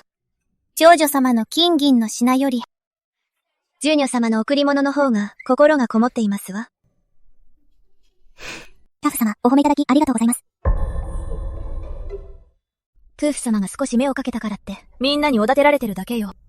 ええ。大夫様のお目が高いのは当然ですわ。そうだそうだ。大夫様の眼力は素晴らしい。あなた。どもりなさい。大夫様、ようこそお越しくださいました。どうぞ上座へ。幸座は結構だ。今日はめでたい日だ。私も桜井家に、花を添えよう。二重の喜びにしようではないか。二重の喜び？職事。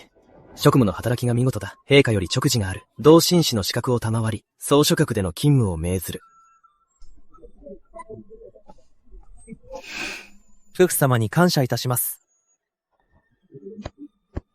しっかりと励めよう。お前の前途は明るいぞ。ご教示に従います。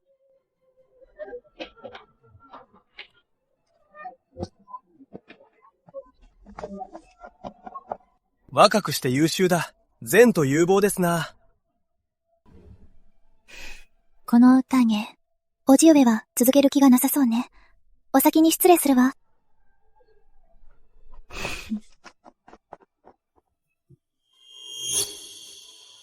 彼にネイノを縫ってこびるわけだ。数日しか経っていないのに。お前の弟は小六品になり、総諸局にまで入った。どうしたのです？旦那様は羨ましいのですか？桜井ネク。ハチというものを知らないのか。お前は人妻なんだぞ。旦那妻大者ではありませんか。権力者にすり寄るという点では、私たち夫婦は、似た者同士ですわね。私たちはお前たちとは違う。私は彼女を本気で愛しているんだ。ええ。大夫様は思いやりがあって気配りもできる。私も彼が大好きですわ。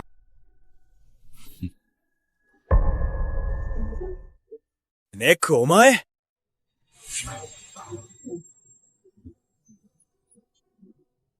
こっちへ。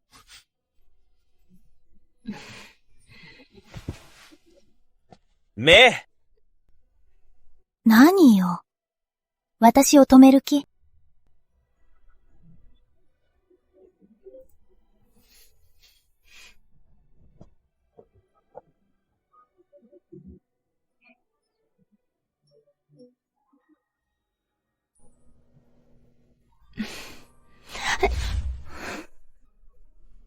タフ様、なぜ桜井家へ？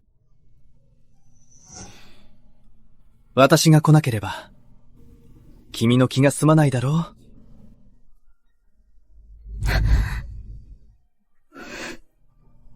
そう言われると、私は虎の意を狩る悪人みたいですね。では言い換えよう。思う存分甘えればいい。ある場所へ連れて行こう。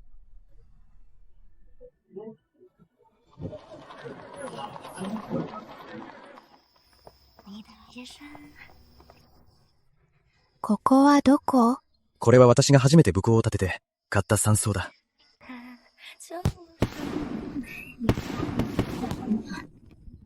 どうしてここで花火が上がってるの？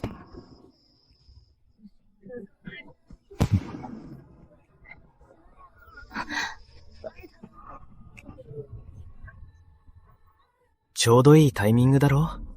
今日は君の誕生日だ。華やかに祝うべきだから。どうして知ってるの？今日が私の誕生日だ。今や、君の弟は独立して一家を構えられる。君が離縁して家を出ても、桜井邸に戻る必要はないんだ。居場所をくれると言って、本当に実現してくれた。なんだ。房本夫人という肩書きがそんなにいいのか。私を引きつけておいて、まだ楠本邸にいる気か。その言い方、まるで私に借りがあるみたいじゃない。もし私が離縁したら、大夫様はまさか、盛大な行列で、私を妻に迎えてくれますか？なぜしない？なぜですか？皇族や外戚、一品の体感、権勢を振るう藤原タフが、どうして、二度も嫁いだ女を？目、月明かりが白く落ちる。信じないのか？愚か者が胸に飛び込む。一番の痛みの嘆きと、溶け合わない。総量か輝きかは心次第。それは愛。枯れ栄える中で蘇る。信じるも信じないも。それは私たちは今のままで、いいじゃありませんか。理解できるだろうか。理解できるだろうか。アベレ。今のままとは？昔のように去りゆく。目的は別々で。時はすでに変わり。そう思っていたのか。それでも待つと誓い合う。違いますか？私は死ぬのが怖くて、大夫殿の庇護を求め、心を裂き、愛を捧げ、炎は激しく燃え上がる。自由に生きたいからです。トゥフデノは孤独だから。私の、愛嬌を求めた。だから、誰の愛が宇宙より広いか、君の言葉はただの愛嬌で。しゃもじょりは一切ないのか。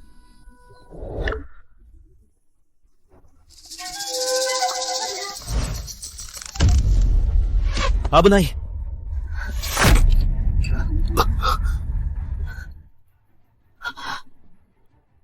行け。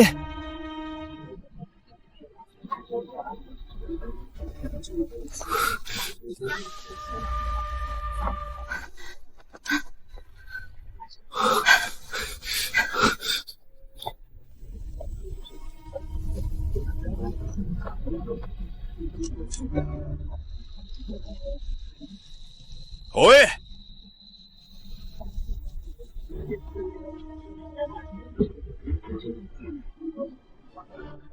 大丈夫ですか？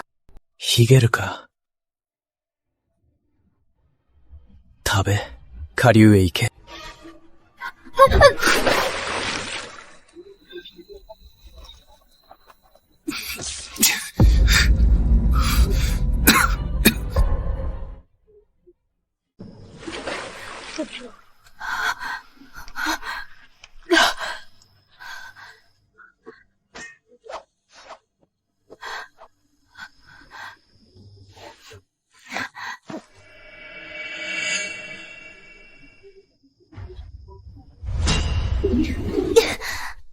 生きてもいいんだ。しっかり生きるんだ。なら気なざいたままでいろ。よく反省しろ。今日は君の誕生日だ。光り輝いて当然だ。簡単に私の鬱憤を晴らしてくれるし、彼はそれを少しも惜しまない。でも、もしある日、私のために地位や名誉を捨てることになっても、それでも私を守ってくれるかしら。危ない。エグ。私を信じていないな。ダメ。彼を死なせられない。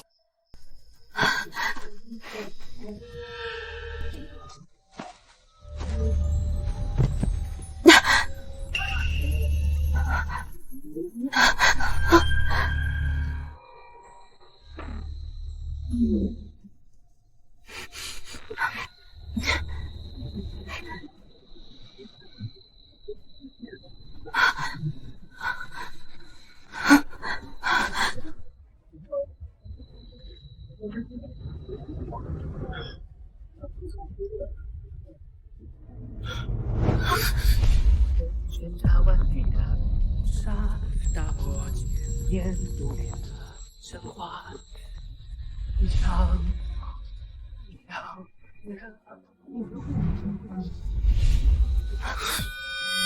日、もしお前のあの矢がなければ、彼女はどうなっていた？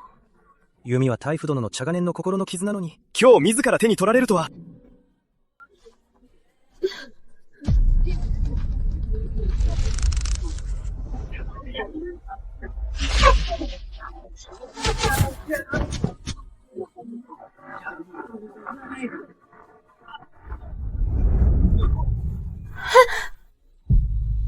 ちえ。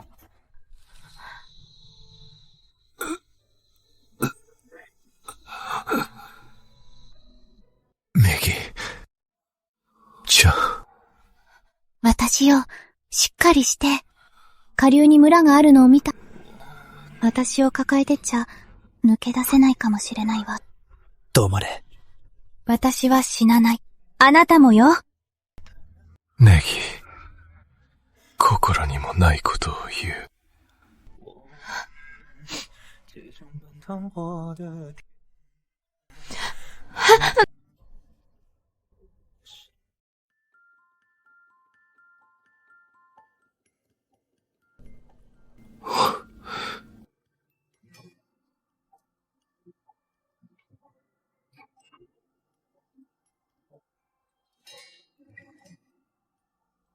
ね。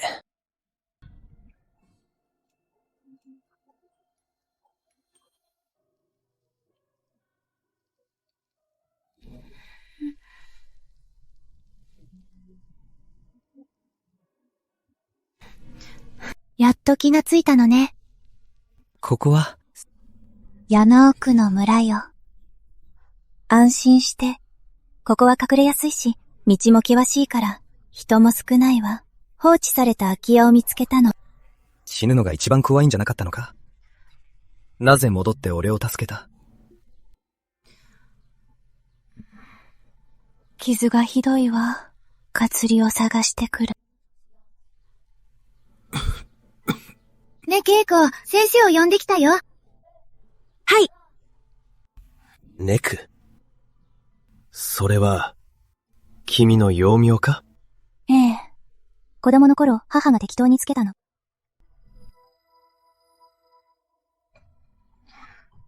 その顔は、少し目立ちすぎるわ。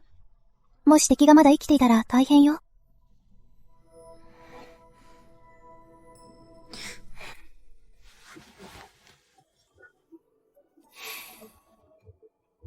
何をする気だ？食べらないで。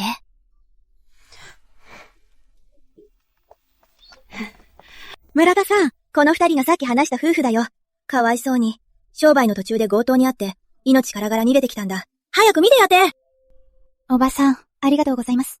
気にしないで。この村の者はね、大半が狩りで生計を立ててるから、怪我や出血は日常茶飯事なの。いつも村田さんに手当てしてもらってる。経験豊富だからね。目も怪我したのか？いいえ。夫は分家の生まれですが、本家の兄より優秀で、一度で秀才試験に受かったんです。それで本家の母の逆鱗に触れ、事故に見せかけて目をつぶされました。もう学問は続けられず、商売を始めたんです。はい。先生、私たち夫婦は支え合って生きてきました。どうか彼を助けてください。本当にいい響きだ。本当に仲睦まじい夫婦だね。村田さん、早く助けてやって！ああ、どれ、静かになさい。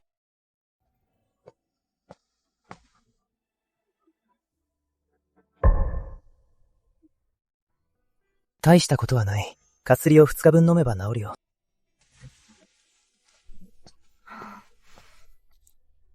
おばさんと村田先生、ありがとう。今は生活が苦しくて、何もないから。これで薬代にして。いらない。ありふれた傷薬だから。お金はいいよ。この村は他のことはともかく、ご飯くらいは食べられるから、安心して療養して。何かあったら言ってね。ありがとう。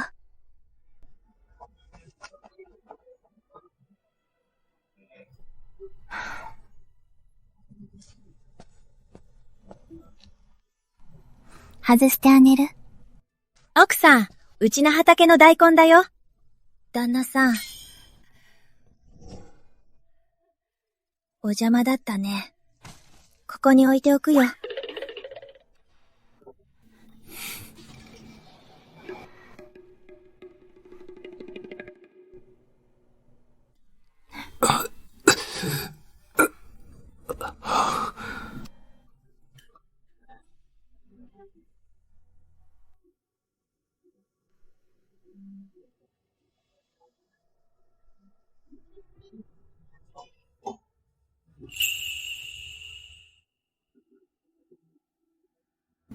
私が夫だと？気分を言いふらすわけにもいかないでしょう。その場しのぎです。タフ様、お気になさらず。あの身の上話だが、なかなかよくできていたぞ。フチの目は、科挙に受かった後、悪くなりました。そのせいで、士官の道が断たれました。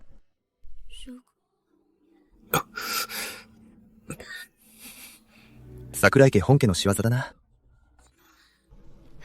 わかりません。これからは、もう二度と辛い思いはさせない。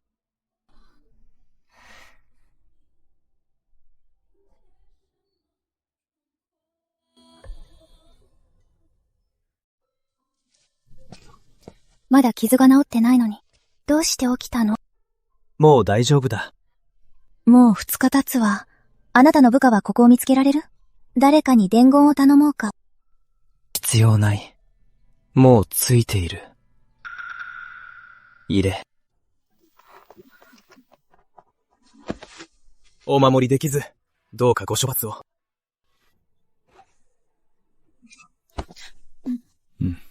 バッジは後だ。下手人とは分かったか？はい。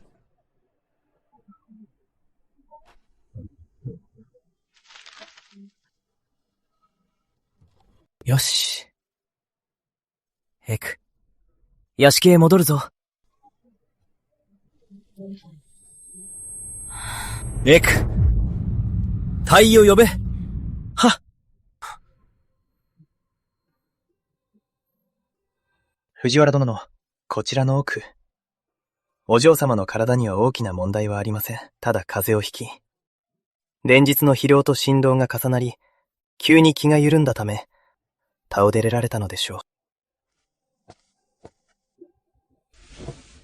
薬を飲み、熱はもう下がりました。回復の薬を処方しますので、数日飲めば良くなるでしょう。先生、こちらへ。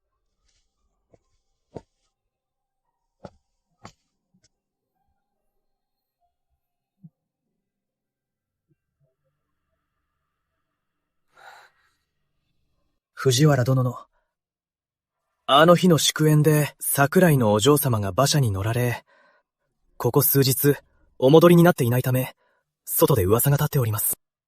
子は、これからは、彼女はここに残す。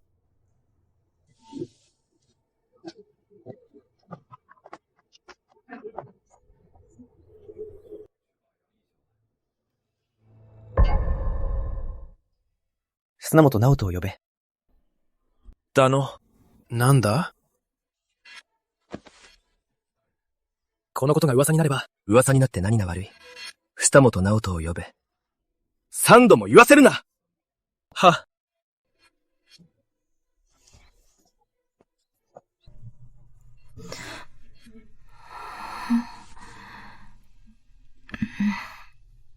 なぜ起きた？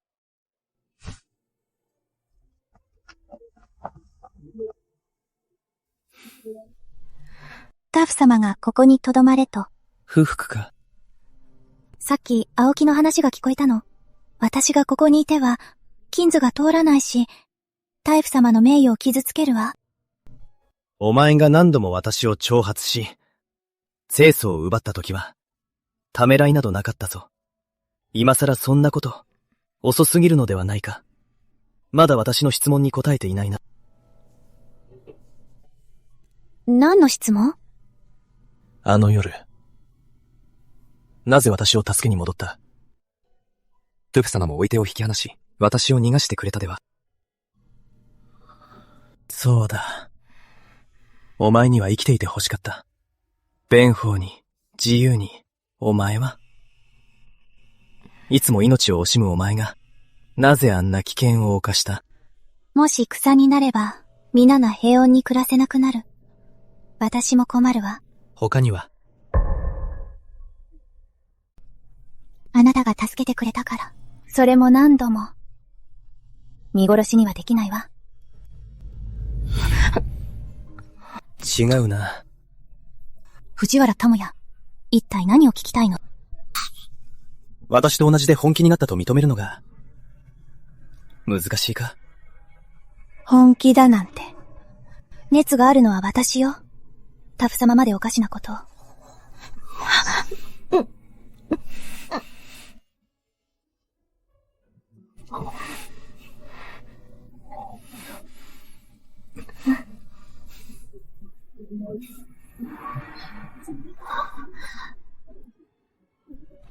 これが本気だ。私は君に、君も私に、本気のはずだ。ふっさもとがご挨拶に上がりました。だの、ノーボとおさがげが参りました。待たせておけ。は。は。バカだったわ。情に流されて。でもだから何？タイフ様と私は住む世界が違う。本気だなんて笑えるわ。ねえ。前半の言葉だけでいい。聞きたくない言葉はもう聞きたくない。でないと、明日もベッドから出られないぞ。では、何を聞きたいと？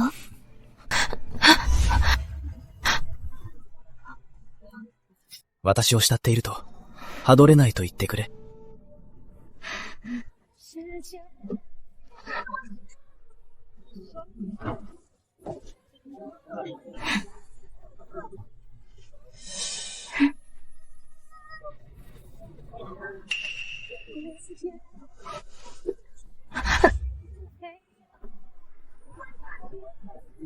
奴と離縁して、私に染めげ。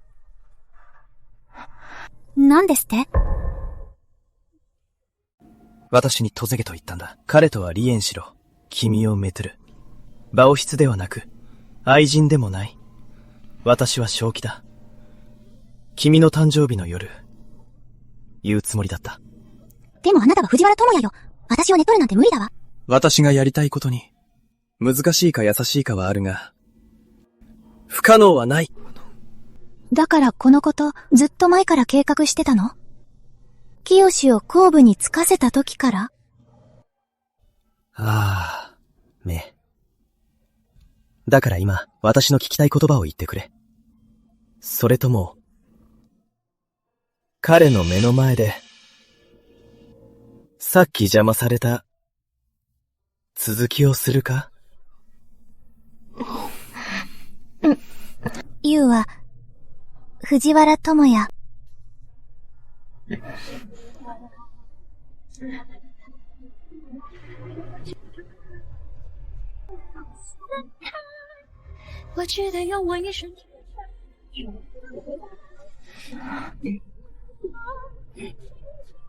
わかったわ。茨の道でも構わないわ。悪くない言葉だ。もう一つあるわ。旦那様、ずっと私を守って愛してね。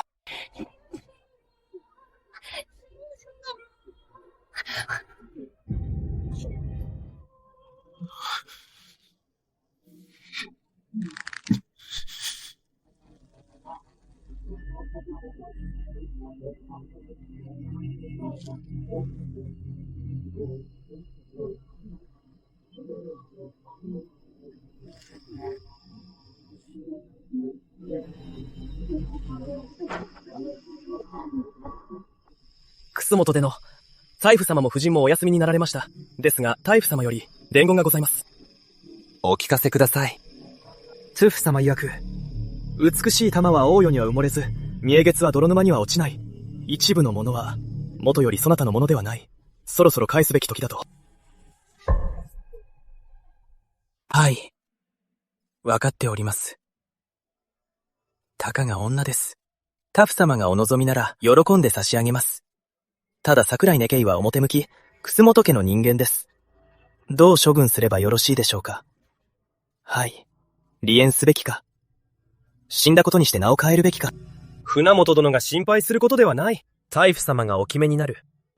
はい。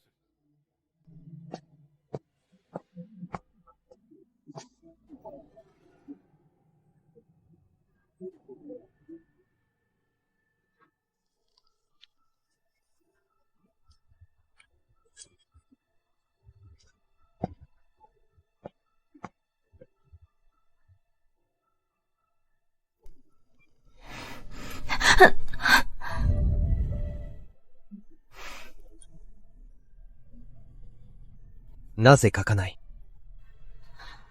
書きたくない。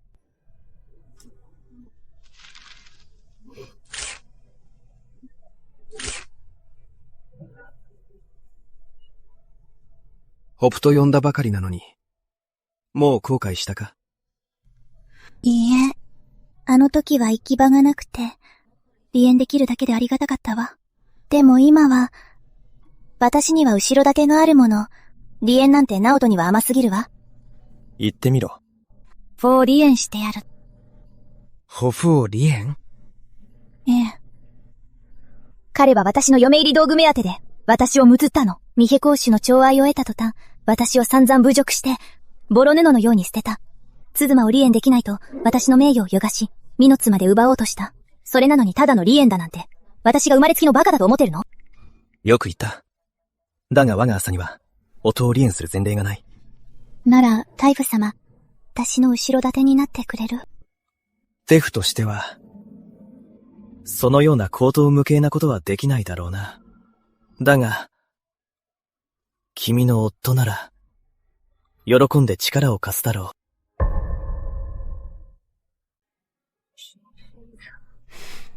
書いて。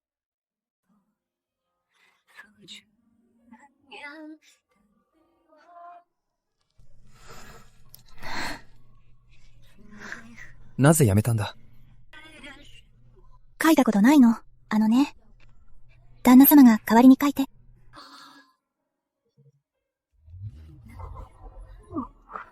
いいよ。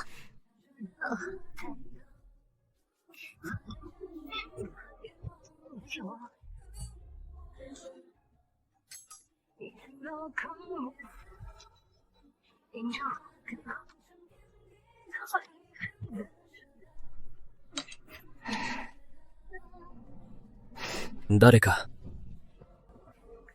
テイフデ。青木。明日フォーニーを屋敷まで護送し、彼らに離縁状を渡せ。はい。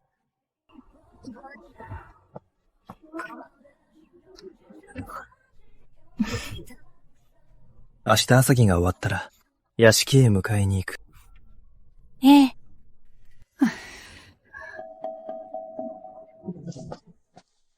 チャウド君、これ、早く、座りなさい。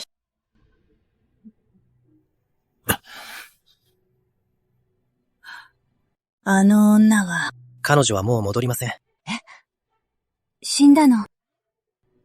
テフ様に見初められました。なんだって？あの女のおとなしいわけないと思ってた。どうして、本当にお前を裏切るなんて、歌の檻に沈めてやるべきだわ。これからは、彼女はタイプ様の女です。そんな口の利き方はやめてください。なんで言っちゃいけないのよ。あの女が不貞を働いたんでしょ？その藤原たちとやらも、見る目がないわね。真冬、私を死なせたいなら続けてください。ああ、もう、わかったわよ。言わなきゃいいんでしょ？あんな女、戻らなくて結構。離縁して、ちょうど美飛行士を迎えられるわ。離縁しなくていい。おそらく。テイク殿は彼女を偽装死させて、身分を変えてそばに置くはずです。そうすれば、女も手に入るし、ご自身の名声も傷つきません。それもそうね。でも、あの子が死のうがどうでもいいけど、米入り道具は置いていってもらわないと。うちはそれがないと困るんだから。彼女が死ねば、当然すべてうちのものです。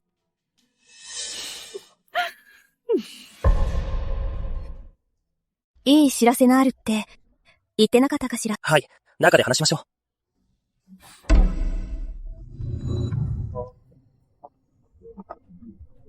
どうやら、お邪魔だったみたいね。なぜ戻ってきた？この屋敷は、私の嫁入りドームよ。あなたが紐として住むのはいいとして、愛人まで連れ込むなんて。何よデタラメな。不是だ。さあ、わからん。盗べんで、お控えよう。くらいねく。いい加減にしろ。本当にことが大きくなったら、お前も収拾がつかなくなるぞ。なぜ収める必要があるの？お楽しみはこれからよ。私の離縁状を、まだ楠本でのに渡してなかったわね。めぐみ、頭がおかしくなったのか？何をデタラメな。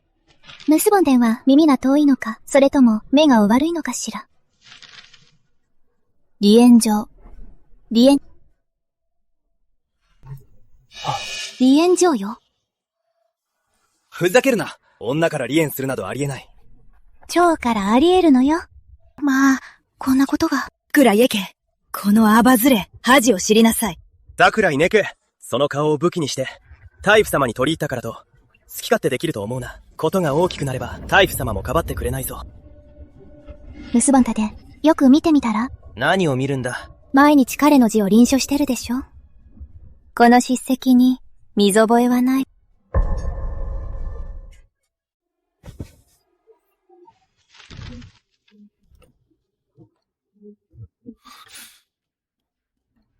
これが大夫様のお書きに？この世で本当に夫を離縁できるのか？他の人はともかく、大夫様自ら離縁状を書かれたなら、間違いなく離縁できるわ。どうやら楠本伝は泉王朝で初めて妻に離縁された男になるわね。でたらめよ。チナが夫を離縁するなんてありえないわ。マフーエ、邪魔しないでくれ。まさか、本当にこんな離縁状を受け取るつもり？この離縁状には財務省印があり、大巻に認められている。受け取らなくても、もう事実なんだ。ダメよ。あなたが判断してよ。チズマが夫を離縁するなんてありえないのよ。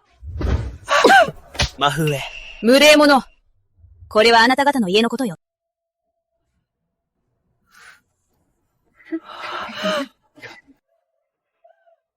ああ。草目時計の顔に泥を塗って、ご先祖様に合わせる顔がないわ。ラフエ。気絶したふりはまだ早いですよ。まだ話は終わっていません。離縁するのですから。私の持参金と財産はすべて持ち帰ります。青木、荷物を運ばせて。ダメよ。うほんじゃダメ。あんたってやつは、あんた。他の男を誘惑しておいて、持参金まで持っていくつもり？何するのよ。話しなさい。マフエ。奥様、他にご命令は？あとその2文字も、私の持参金で作ったものよ。見るだけでヘドが出るわ。叩き壊して。やれ。壊しちゃダメよ。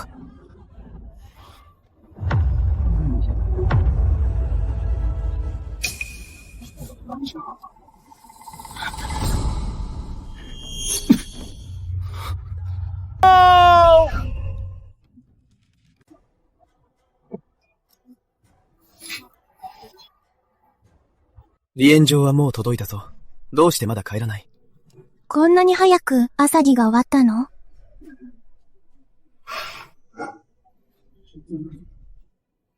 大夫様、お考えはわかりました。そこまで大げさにしなくても。どこが大げさだ？このようにのびのびとした姿が、一番美しい。大夫伝、フォフを離縁したとしても、再婚には変わりありません。大夫邸で妾になるにしても、世間体が悪い。穏便に済ませましょう。門弁に済ませる必要はない。それに、誰が妾にすると言った？私が貢るのだ。盛大な腰入れで、堂々と迎える。奥様の手荷物をまとめろ。すべて大府邸に持ち帰るぞ。糸一本たりとも、残してはならん。はい。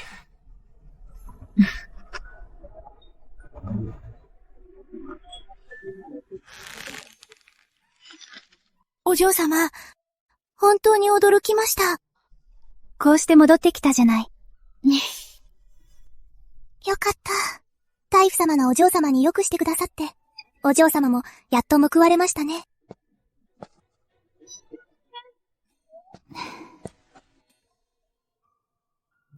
地味の嫁入り道具はすべて取り戻した。今は、蔵に保管してある。帳簿はここだ。桜井家の持参金は多くなかったが、楠本の親子の相手をしながら、これほど見事に財産を管理するとは、この3年間で2倍以上にも増やしている。自分の身を守るために稼いだだけです。詳細に、かなり恵まれているようだな。大夫様がそんなに褒めてくださるなんて、もしかして、藤原家の財産も私に任せるおつもりですか？それでも構わないぞ。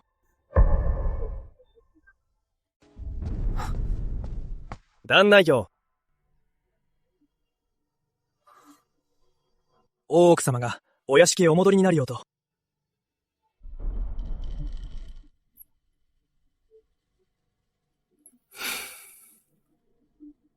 すぐ戻るから、何か必要なことがあれば、使用人に言いつけてくれ。はい。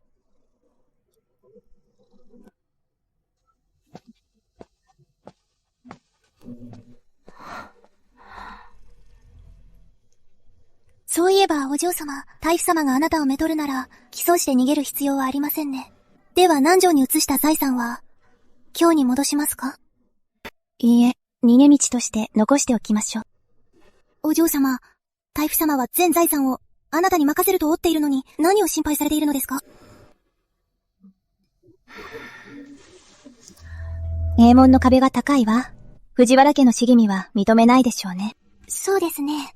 藤原家は代々の貴族で、しつけも厳しいですから、旦那様が呼ばれたのも、もしかして大奥様が今日のことを聞いて、お叱りになるためでしょうか？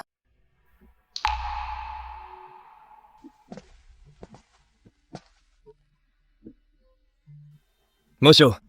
大夫は今や地位も権力も高いゆえ、母である私が顔を見ようにも、何度もお願いせねばならん。お言葉が過ぎます。自分で考えてみなさい。どれほど屋敷に戻っておらぬか。公務が忙しいだけで。公務が忙しいのか、それとも戻りたくないのか。自分の胸に聞いてみることね。次は、私が自ら迎えに行かねば。引きをまたがぬつもりか？滅生もございません。聞いたぞ。お前が今日、町坂で、六神官の妻を連れ去ったそうだな。はい。神官の妻を奪うなど、何を考えておる？彼女をめとりたいのです。何と言った？彼女を、ぐりたいのです。正式な腰入れで、しきたり通りに、堂々と、この藤原智也の妻にしたいのです。バカな。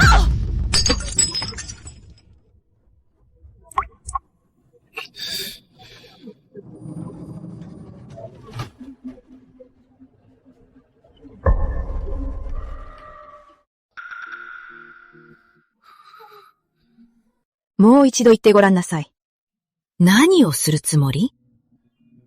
何度言っても同じです。私は、彼女をむとります。事のある身でありながら、お前をこんなに狂わせるとは。彼女はすでに離縁しました。人妻ではありません。どの口が言うの？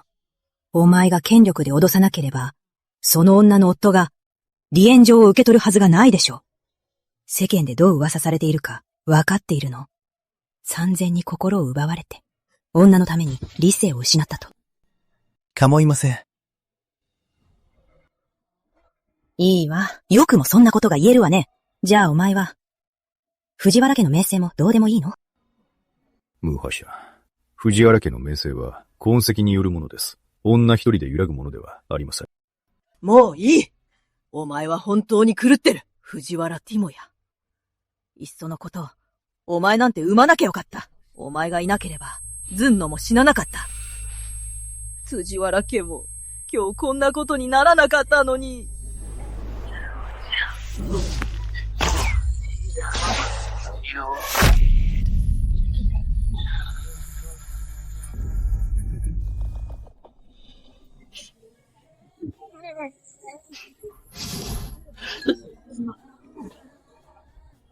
もはしは、他にご用がなければ、私はこれで。待ちなさい。美人がそばにいて、さぞかし楽しいでしょうね。忘れたとは言わせないわよ。ドムノがどうやって死んだのか。10年です。あのことについては、一瞬たりとも忘れたことはありません。ですが、桜井駅には関係ない。このことだけは、自分で決めたいのです。止まりなさい！お前は自分の手で竜野を死なせた。今度は藤原家の最後の対面までぶち壊すつもり？忘れていないと口では言うけれど、自分で考えてごらんなさい。もし竜野が生きていたら、こんな馬鹿げたことをすると思う？そこまで目を覚まさないなら、歩道に行ってひざまずき、よく反省しなさい。ルンノやご先祖様たちに、顔向けできるか考えてみなさい。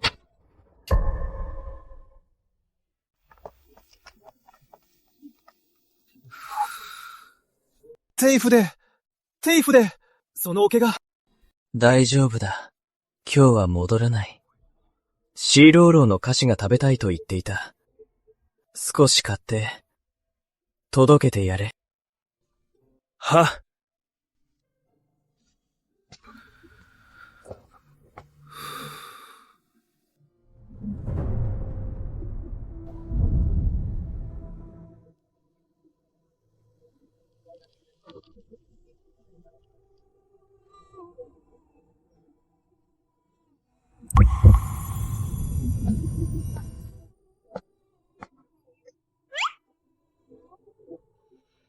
またサボって、先生と母上に叱られるぞ。剣が落ちても兄上がいるし、怖くないよ。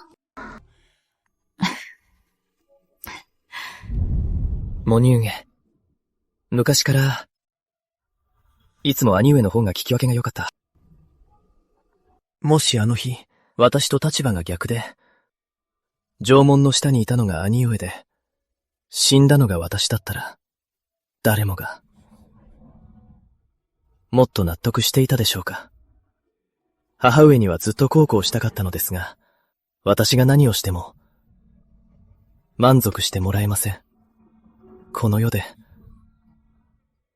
私にできることはたった一つ。藤原家の家名を支えることだけのようです。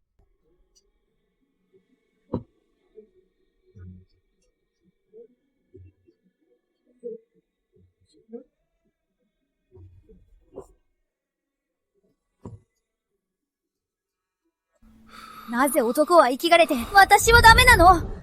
この顔を切り刻んででも、私は生きてやる。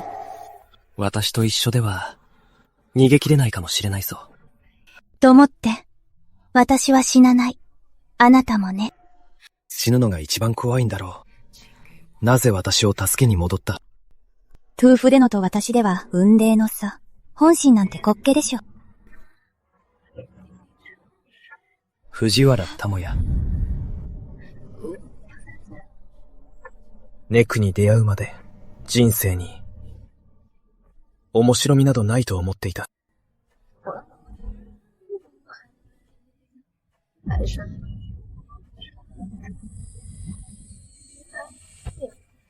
兄上、愛する者を妻にすることが、愚かなことだというのなら、今回だけは、私は愚か者になりましょう。お嬢様、大夫様は本当にお優しいですね。藤原家母上に会いに行かれたのに、お嬢様のために、お好きなお菓子を届けてくださるなんて。でも彼は、戻ってこないわ。藤原家で何か用事があったのでしょう。ご安心ください。藤原家のことは、当の昔に大夫様がお決めになっています。たとえ大奥様が反対されても、タイフ殿がお嬢様を見捨てることはありませんよ。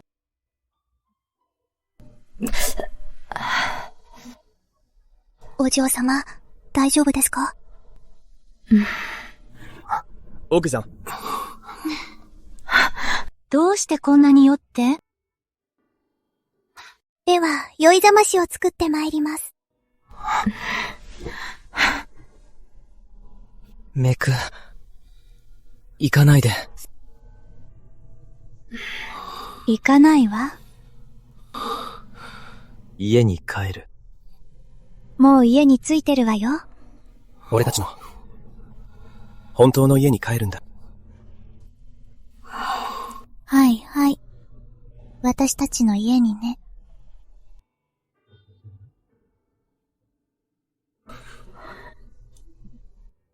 これはどうして傷ついたの？大奥様のお仕置きです。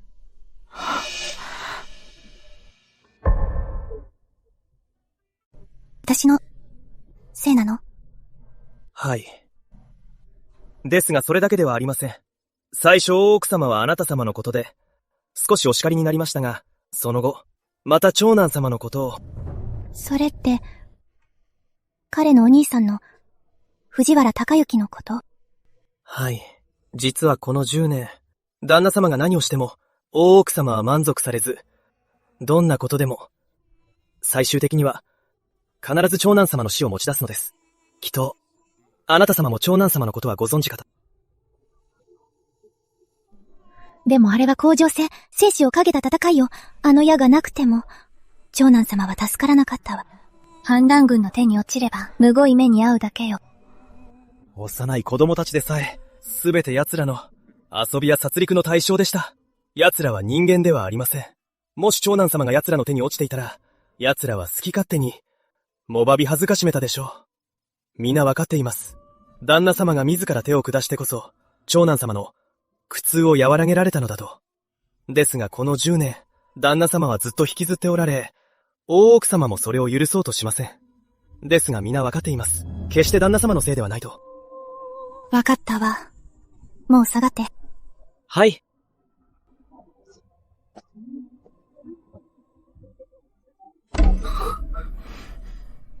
妻へ、私よ。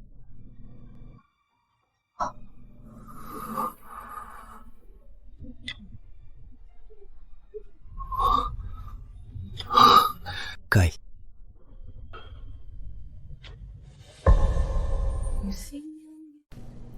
ラナして、おでこに怪我してるでしょ。やだ。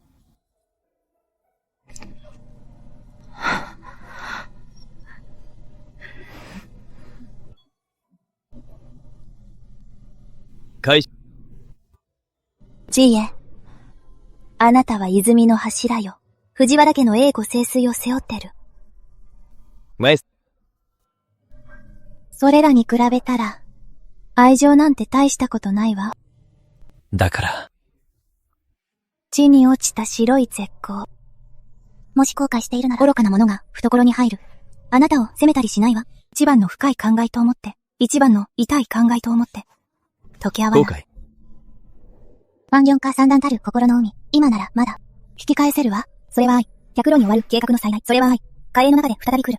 大夫様、ご安心を。しつこくはしないわ。万人が見抜けるか。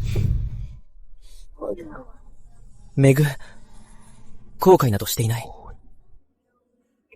時が変わっても、お前も許さん。私たちは待ち続けると約束した。すでに罰は受けた。歩道でひざまずき、先祖に報告した。メグ、真を捧げ、愛の炎を燃やす。私がお前を妻と決めたのだ。どうした？嫌なのか？通夜の真心は、まばいしすぎて、心を動かされずにはいられない。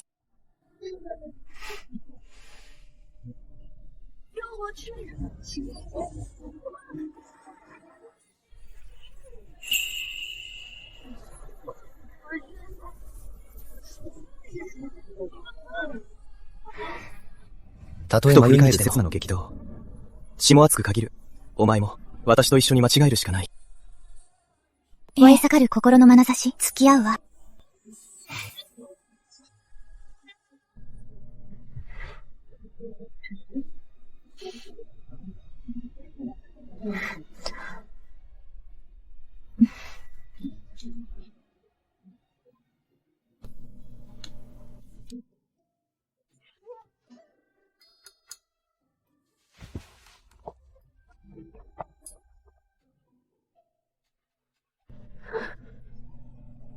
これは何？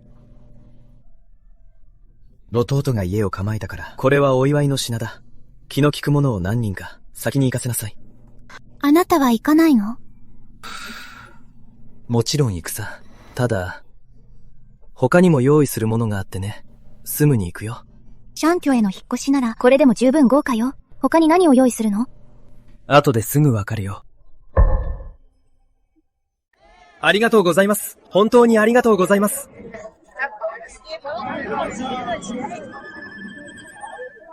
お嬢様、あっという間に若様もご自分の屋敷を大様のおかげですね。めよめ、やっと来てくれた。ずっと待ってたよ。屋敷を持つ大事な日をお祝いに来ないわけないでしょ。早く入って。なぜ奴が来たの？本当に厚かましい。どのメラ下げてここに来たのよ。めうみはご存知ないでしょうが、この数日、ナオトはシア歌であの手この手でご記念を取り、雨の日も風の日も美飛行指定の外で待っていたんです。でも調香師は会おうともしなかった。本当になりふり構わないわね。自業自得だ。公主婿になる望みが立たれたから、ナ海を怒らせまいと、許しを請いに来たんですよ。桜井殿は若き俊才。同僚として私も鼻が高いですよ。楠本殿は歓迎しませんよ。桜井のお嬢様、一度は夫婦になった仲です。結局は他の誰よりも、親しいはずでしょう。ネイウミを散々虐げたくせに、すでに離縁された身だ。慣れ慣れしくするな。無駄話は無用よ。誰か、こいつを、叩き出しなさい。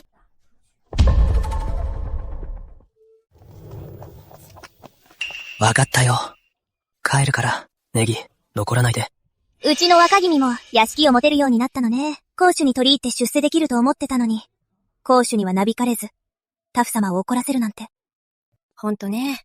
あんなに冷淡なタフ様が、桜井のお嬢様に本気だなんて。誰が想像できたかしら。次に会うときは、草本伝が彼女に土下座することになるのよ。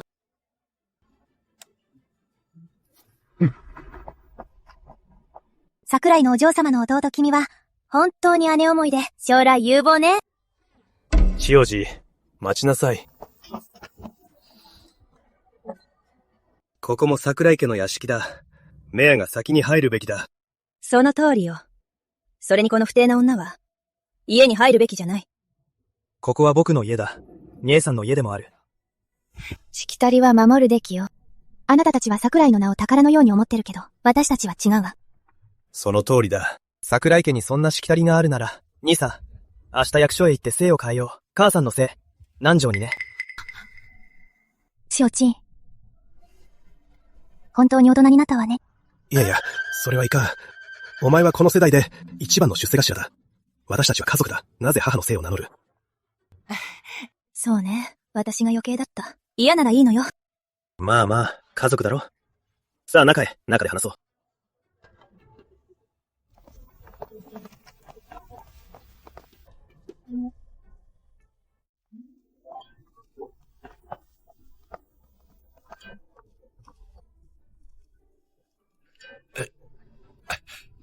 清、この屋敷はとても立派だな。使用人も多いようだ。お前はまだ独り身だ。おばさんに任せてはどうだ？妻をめとるまで。妻のことは、任せればいい。結構です。屋敷のことは、姉さんが管理します。桜井家の女子は大愛が冥府です。離縁されためぐみが家を仕切れるわけないでしょ。あんたもそのうち妻をむつるのよ。離縁された女に家を仕切らせるなんて倍分が悪すぎるわ。離縁されたのは楠本直人よ。私じゃない。それに私の家のことは、おば上が心配することじゃないわ。桜井ねけ。さっきは他人の前だからメンツを立ててやったけど、今は身内だけよ。貴婦人ぶるんじゃないわよ。あんたなんて日陰の愛人に過ぎないわ。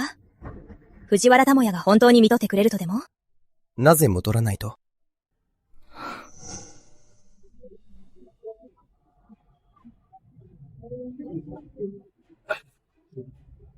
桜井家は命であることがそんなに誇りか？私の知る限り、桜井家の命は、高くても3品だ。私は一品官だ。私の綱は、一品の命となる。この身分ならば十分だろうか。家を仕切るには。静馬ですって？当然、キズだ。仲人や芸能もないのに、大人、冗談がおやめください。私がまだ結納を収めていないのは、めぐにまだ屋敷がなかったからだ。芸能の品を、送る場所がなかった。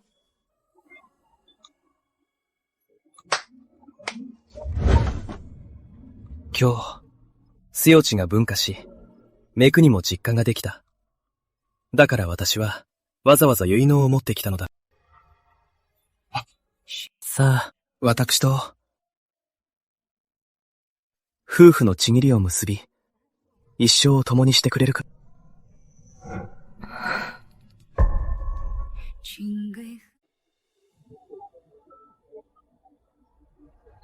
姉さん、テフ様が求婚されたよ。どうする？前から知ってたの？姉さんより、数日前にしただけだよ。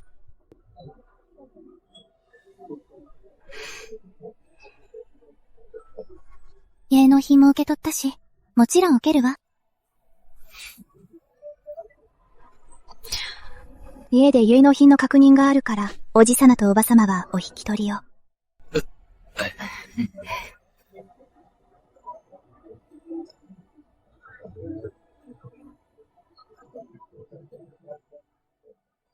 タイフ様、神ザエ、まだタフと？呼び方を変えないとな。自称さん。煮込みがあるな。そうだ。虎角の用意もあるんだ。兄さん、ギシーさん、一緒に遊ぼう。やってみましょう。楽しんでくる。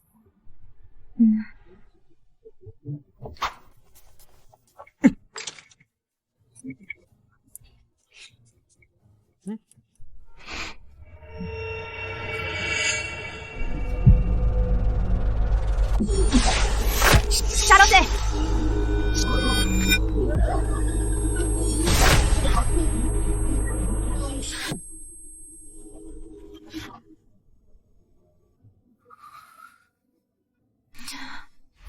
実はこの10年間、藤原殿は過去から抜け出せずにいます。藤原家の母上も、抜け出すことを望んでおられないのです。ダメよ。負けそうだから、手伝って。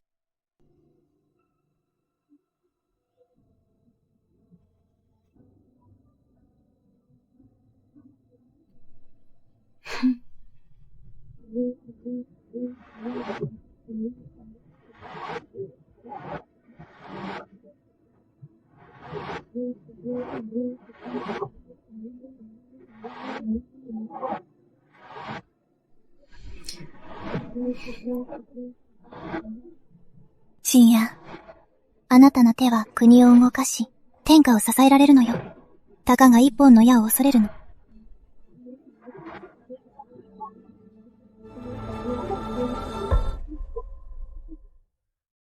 ね。もしあの時、あの矢がなかったら。もしあの矢がなくて、強行突破していなかったら。おそらく、元軍は臨境で足止めされ、京へ戻るのも間に合わず、皇后様と天皇陛下は殺され、あなたのお母様は長男だけでなく、長女と孫まで失っていたわ。そして、今日は焦土と化し、名門の家々は虐殺され、民は陵辱され苦しめられた。それに私も、この顔に傷をつけて、乱世を這いつくばって生きていたはず。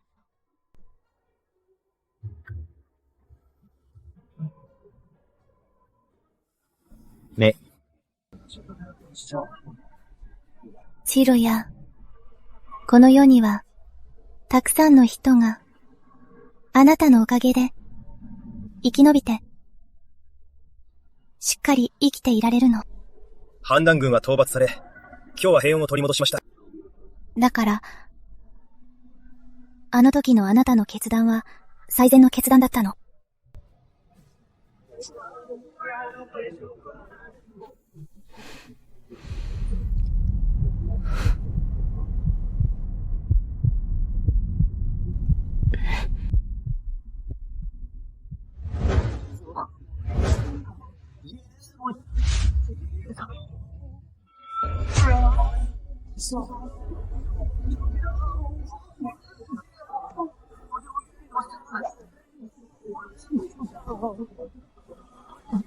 ジア君、よくやった。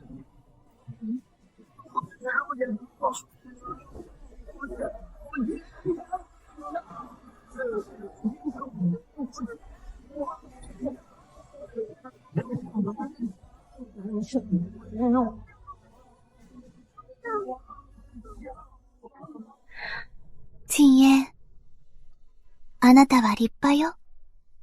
この世で、最高に素晴らしい人。だから、もう自分は責めないで。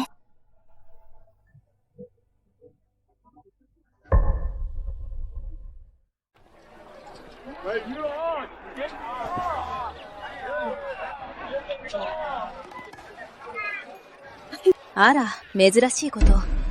スーサイドの母親が、自らお買い物ですか？私は息子のために故郷の味を作ろうと。なるほど。スーサイドのが故郷を懐かしんでるのね。てっきり桜井のお嬢様が嫁入り道具を持って帰ったから、事業も雇えなくなったのかと。でたらめ言わないで。息子には俸禄があるの。女に養ってもらう必要はないわ。はいはい。お宅の直手は大した腕前よね。じゃなきゃ未亡人の皇子様が彼を気に入るわけないわよね。今も皇子様が彼を気に入ってるかは、わからないけど。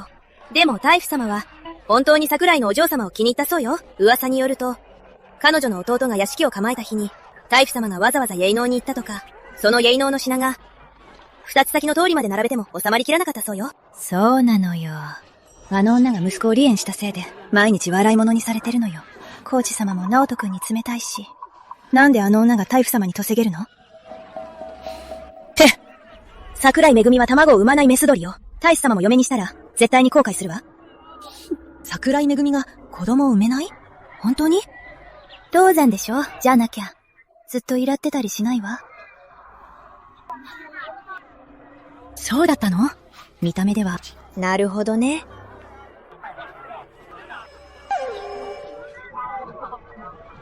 調べてきなさい。あのばあさんが言ったことが本当かどうか。もし本当なら、しおりちゃんの望みが高くなるわ。はい。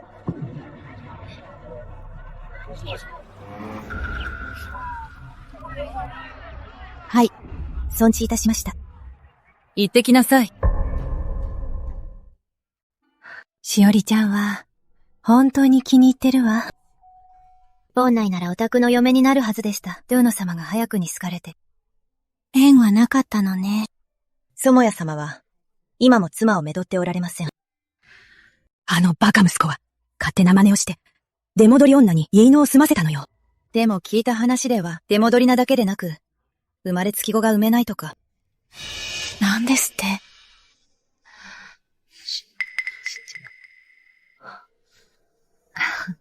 実は、死処理が藤原家と婚約した際、友野様か友也様か、相手は決まっていませんでした。ティア様とは幼馴染ですし、いっそのこと、二人を一緒にしては。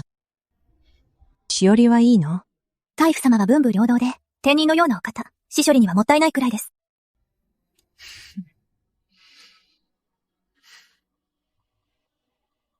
あ、どこのご令嬢？令嬢ですって？大夫様が見初めた女よ。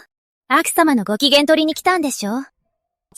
トゥフ様のことを噂して大丈夫？芸能はもう済んだそうよ。もしかしたら近いうちに、私たちもあの子に、礼を尽くして挨拶することになるかもね。そうとは限らないわよ。出戻り女なんて。奥様が認めるはずないわ。ひどすぎます！言い争う必要はないわ。いい宴ではないよね。ティマヨを探して。はい。あの子はどこの家の娘？せっかくの宴なのに、誰が呼んだの？奥様、私が桜井のお嬢様をお呼びしたのです。奥様、彼女のことで、大夫様との絆を傷つけることはありませんわ。そうですわ。私どものような家柄なら、どの方のそばに女の数人いるのは当然のこと。場は室としておくのもよろしいかと。それもそうね。彼女を呼んでちょうだい。未来の寝室に挨拶させましょう。はい。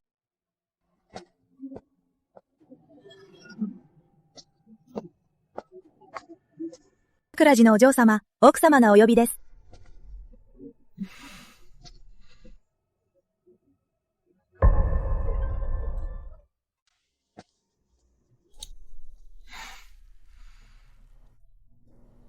未来の正妻に挨拶しなさい。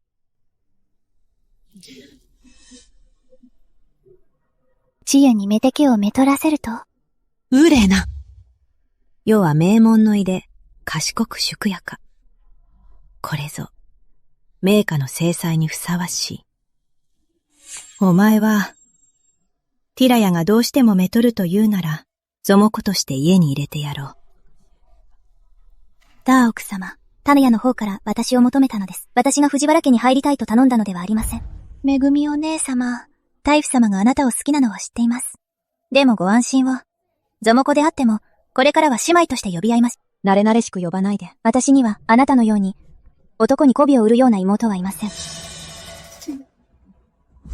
家になれるだけでも光栄に思いなさい。突き上がるんじゃないわよ。安藤夫人、よくお考えになって、私を叩いて、ただで済むとでも。やめろ。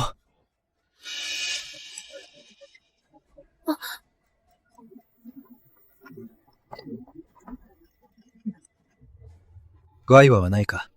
大丈夫です。最近の私が優しすぎたせいで、高くさせてしまったようだな。私の女を好きに虐げていいと。大夫でね、おしじめください。私の教育不足でした。研究3ヶ月だ。はい。寛大なご処置に感謝いたします。妻と娘すらまともにしつけられないのなら、次があった時。お前を当主に送って、内地栽培をさせてもいいんだぞ。厳しくしつけ直します。二度と夫人のご迷惑にはさせません。決して彼女らを没人の前に現れさせません。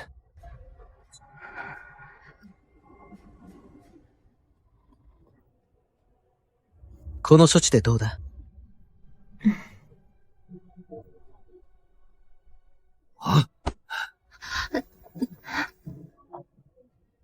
立派なものね。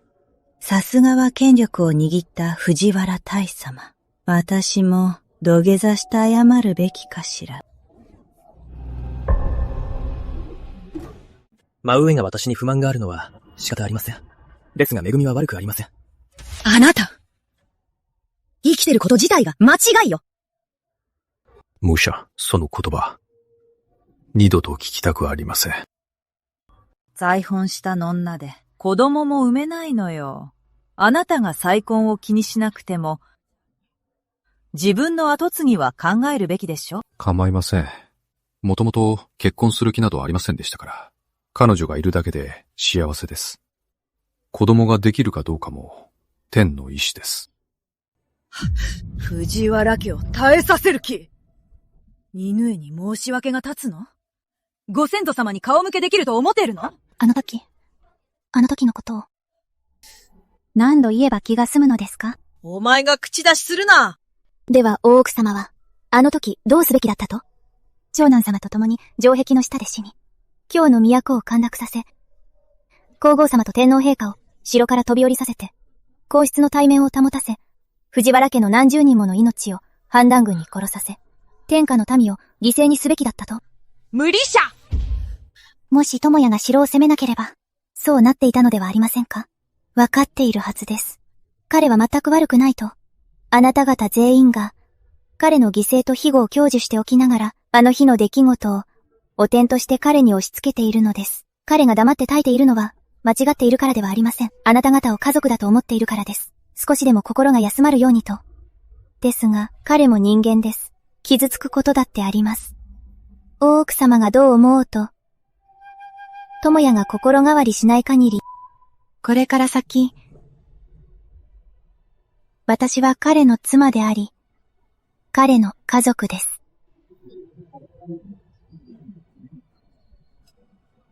行きましょう。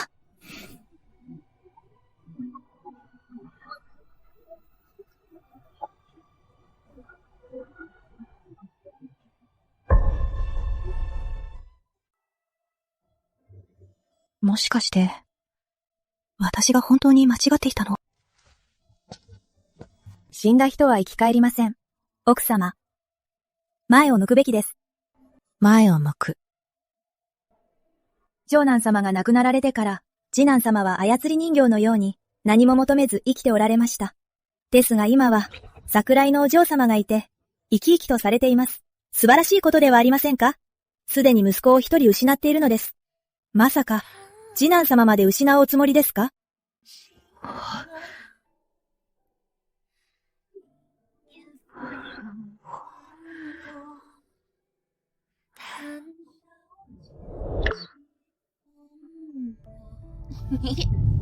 ？9章、9章、9章。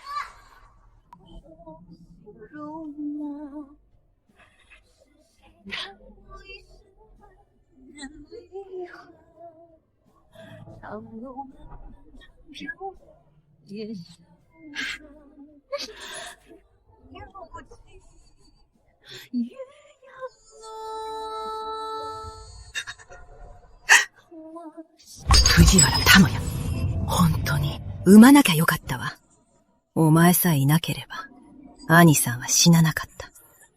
藤原家も、今日こんなことにはならなかった。彼が黙って耐えてきたのは間違っていたからではなく、あなた方を家族だと思っているからです。もしかすると、あなたの言う通りね。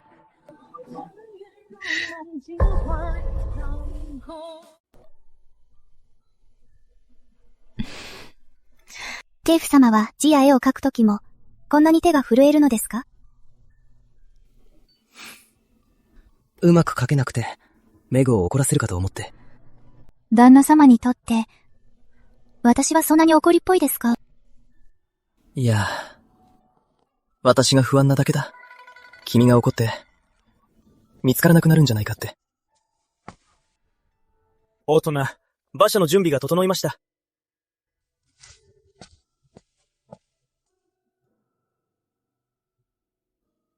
旅用の水害、見に行かないと。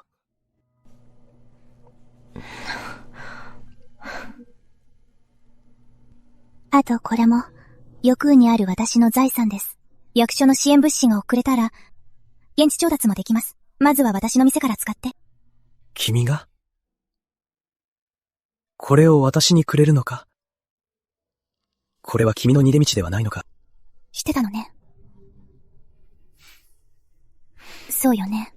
大夫様は天下の権力を握っているのだから、私のこんな小細工隠し通せるわけないわよね。どうして今まで聞かなかったの？逃げ道があってもいい。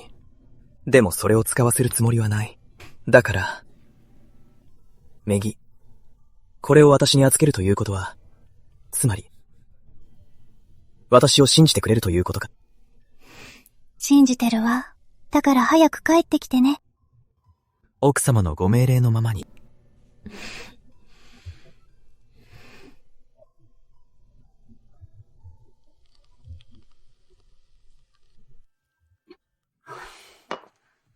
ザラト君。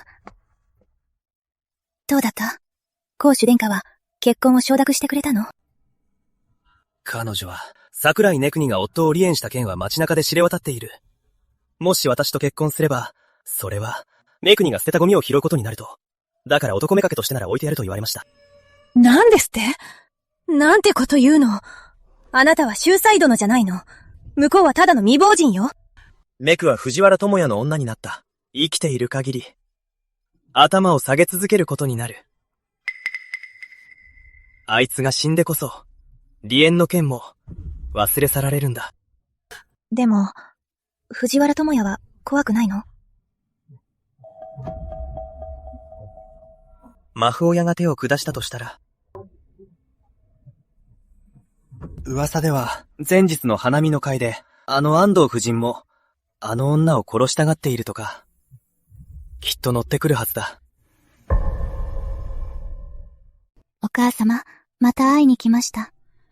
直人とは離縁したし、清も独立しました。私たちの暮らしは良くなっています。天国で見守ってくれているなら、きっと喜んでくれていますよね。次にここへ来るときは、夫も一緒に連れてきます。とても良い人なんですよ。お母様もきっと気に入るはずです。どうか彼をお守りください。内容不明で無事に過ごせるように。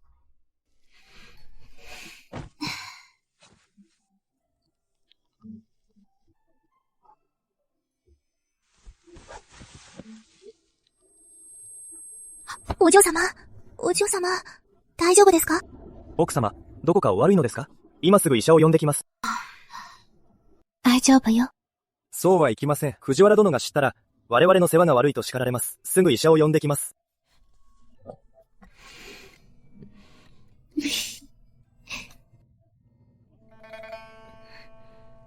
お嬢様、もしかして、ご懐妊では？多分ね、先月も来てないから。大夫様がお出かけになる前に、なぜお話にならなかったのですか？まだ確実じゃないし、急ぐことはないわ。外で余計な心配をかけたくないの。お嬢様は、素直じゃありませんね。いざという時のためと言いながら、本当は心の中で、大夫様と決めているくせに。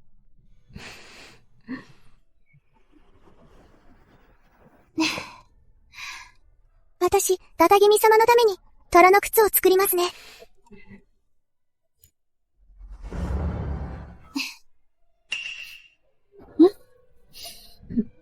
どうしたの？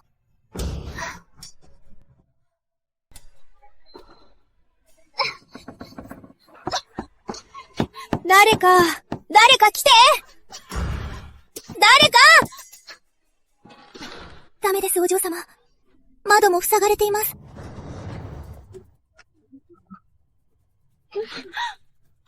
もっと油をまけ。あなたたち誰？私たちを逃がして。お金なら払うから。こいつは口が達者だな。今日生かしておいたら、いずれ俺たちが命を狙われる。無駄話はよせ。よし、死ぬ前に教えてやる。あの世で藤原家の者に恨みを晴らせ。藤原家の母は、なんて残酷なの。大夫様が思い通りに安藤陽をめとらなかったからって、私たちの命まで奪うなんて。もう一度やってみましょう。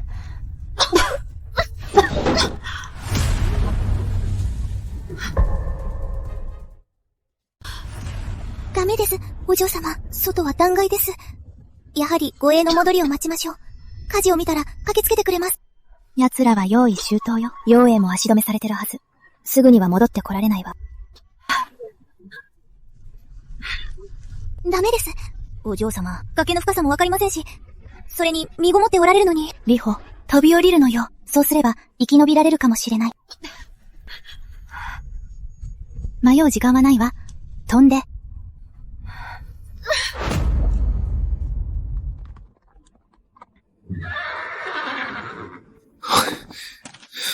藤原殿の、3日3番もかけ通しですよ。どけ。藤原殿、じゃあ行きません。してろ。どうか、藤原殿。藤原殿。今は、聞いているんだ。貴様どこだ？申し訳ありません。お前は万死に値する。一体どういうことだ？なぜお守りしなかった？あの日、夫人が倒れられ、医者を呼びに行き、戻った時には、すでに全貌は火の海でした。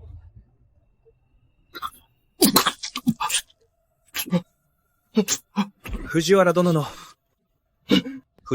ご期待を裏切り、生き恥を晒すわけには参りません。ですが手がかりを見つけましたので、手がかりを直接お渡ししたく。焼け跡で見つけました。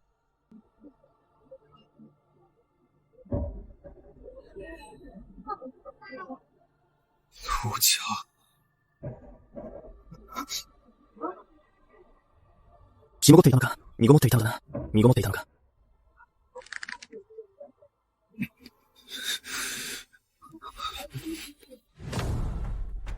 屋敷へ戻る。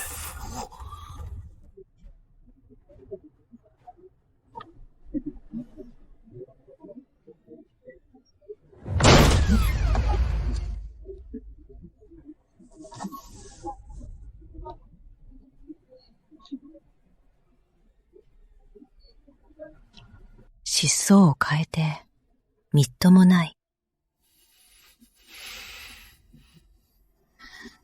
もういいわ。エグのことで、さらいのはわかるけど、気を落とさずに、血合いを向くのよ。マフーエは、言うことはそれだけですか？ただの女子ではないか。どうするつもりだ？私の妻を殺しておいて、私の子を、どうするつもりかと。私が？何をバカなことを！藤原家は、清廉潔白であり、代々続く名門だ。いくらめぐみが気に入らなくとも、稲を汚すような、非道な真似はしない。では母上、教えてください。これは何ですか？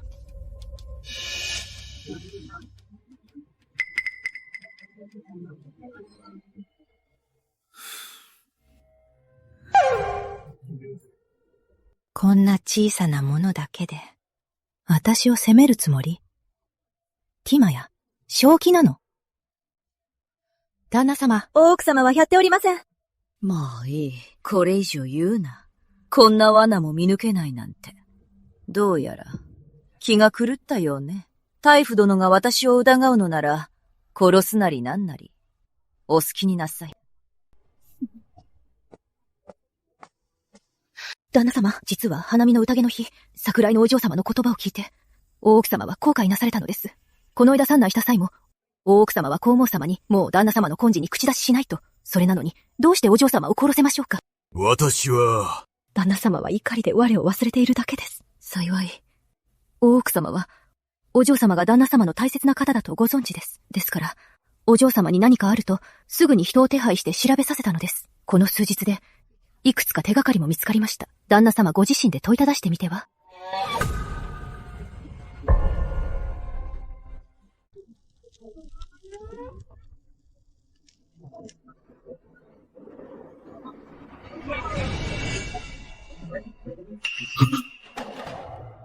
で、何をする気だ？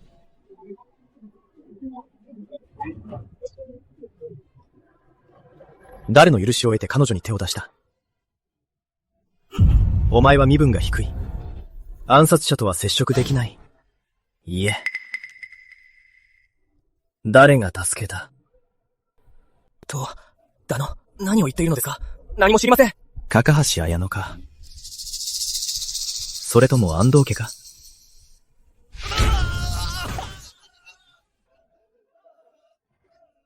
いえ。息子だけはお許しを。話しますから。息子を見逃して。さっさと話せ。さもなくば、その口二度と聞けなくしてやる。本当のことを話します。本当です。安藤夫人です。あの者たちは彼女が手配したのです。凄腕の達人だと言って。私は朝廷の役人だぞ。こんな風に私を殺していいわけがない。今日から、お前が生きている一日一日が、彼女にしたことへの後悔となる。生き地獄を味わわせてやる。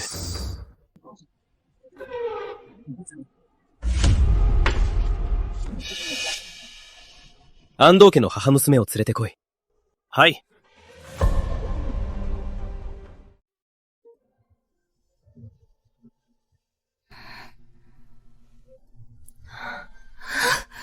やっと目が覚めたね。このまま起きないかと思ったよ。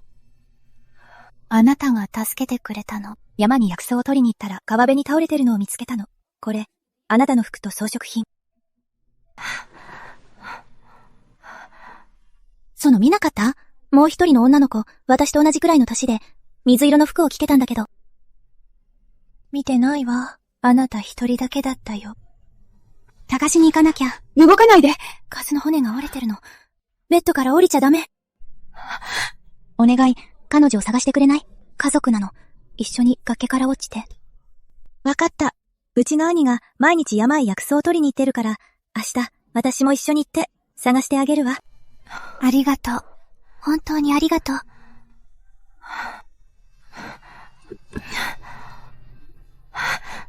インツを持ってなくて、これを質に入れて。いいのよ、そんなの。ゆっくり休んでて。その足じゃ、半月は歩けないわ。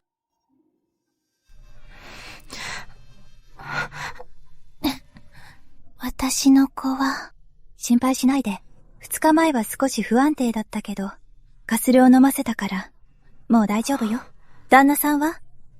どうして一人で山へ？いいだろ、ベイドの土産に教えてやる。来世で藤原家の者に恨みを晴らすんだな。名門には嫁げないと分かっていたのに。大博打を打ってしまった。もし最初の計画通りに離れていれば、リホがこんな目に遭うことはなかったのに。大丈夫よ。男なんて、良ければ一緒にいて、ダメなら、早く捨てた方がいいのよ。聞いたことある？今日の中じゃ、女から離縁することもあるのよ。安心してここで傷を治して、赤ちゃんを育てて、行く当てがないなら、ここにいてもいいのよ。家には私と兄の2人しかいないし、あなたが1人増えても、どうってことないわ。ありがとう。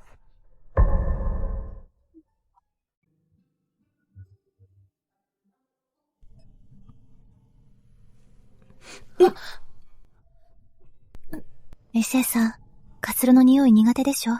休んでて。こんなの、私一人で終わるから。平気よ。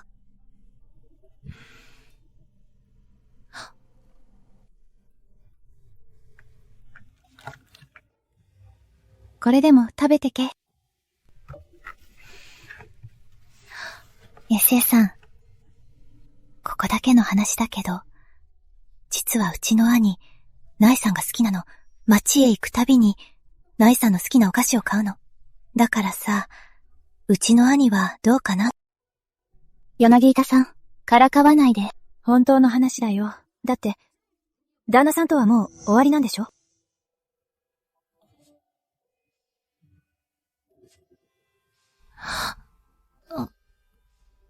わかった。まだ旦那さんが好きなんだね。でしょ？あの人は、いい人よ。じゃあなんで会いに行かないの？名前は？私が手紙を届けてあげる。いいの。まだどうするか考えてなくて。どうして？好きなのに。でも人生は長いわ。愛だけじゃない。もし愛が人を苦しめ、傷つけるなら、きっと、手放す時なのよ。よくわかんない。まあいいや。兄さんの薬欲しい。手伝ってくる。ゆっくり休んでてね。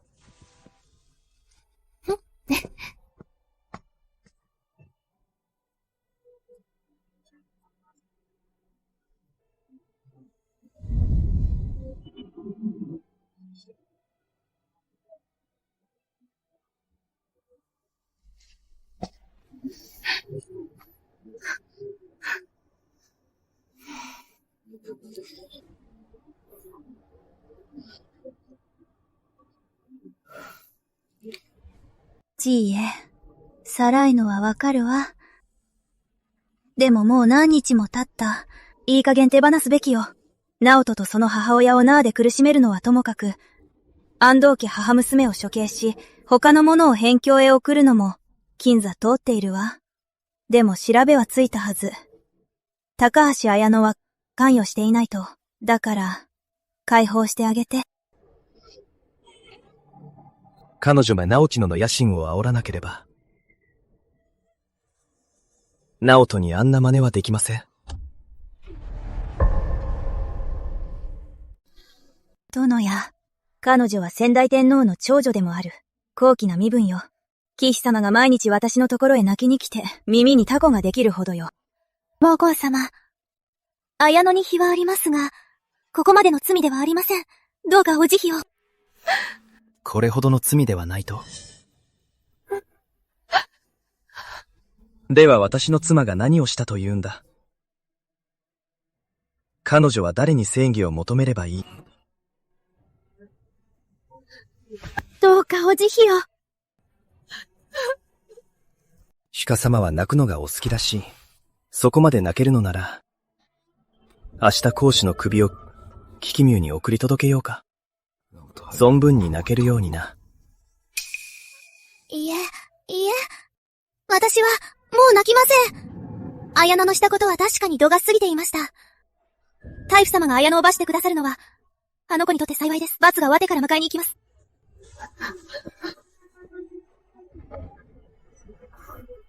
シルエ、昔のあなたは、こんな八つ当たりはしなかった。そうですね。昔の私が甘すぎたせいで、妻と子を死なせた。どんなに良い子でも、もうこの世にはいないのよ。チア、早く忘れなさい。あなたが望むなら、今日の中の名門の令嬢から選び放題よ。確かに祝言をあげるつもりです。本当に？本当です。彼女に約束したのです。時間通りに戻って迎えに行くと。約束を破るわけにはいきません。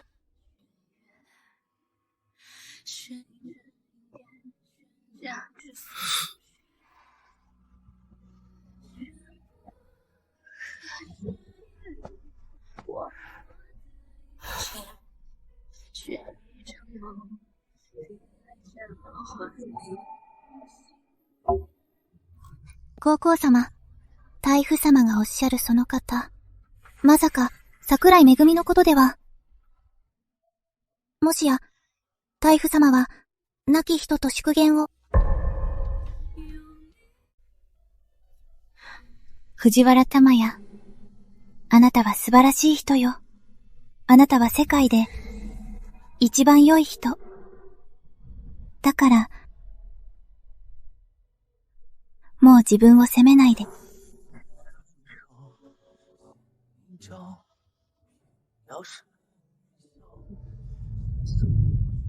お母様が同意しなくても、ティアが後悔しないなら、これから、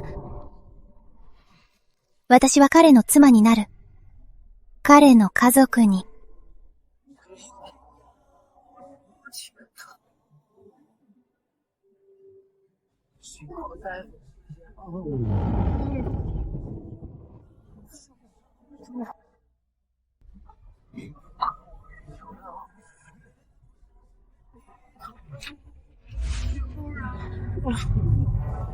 迎えに来たよ。家に帰ろう。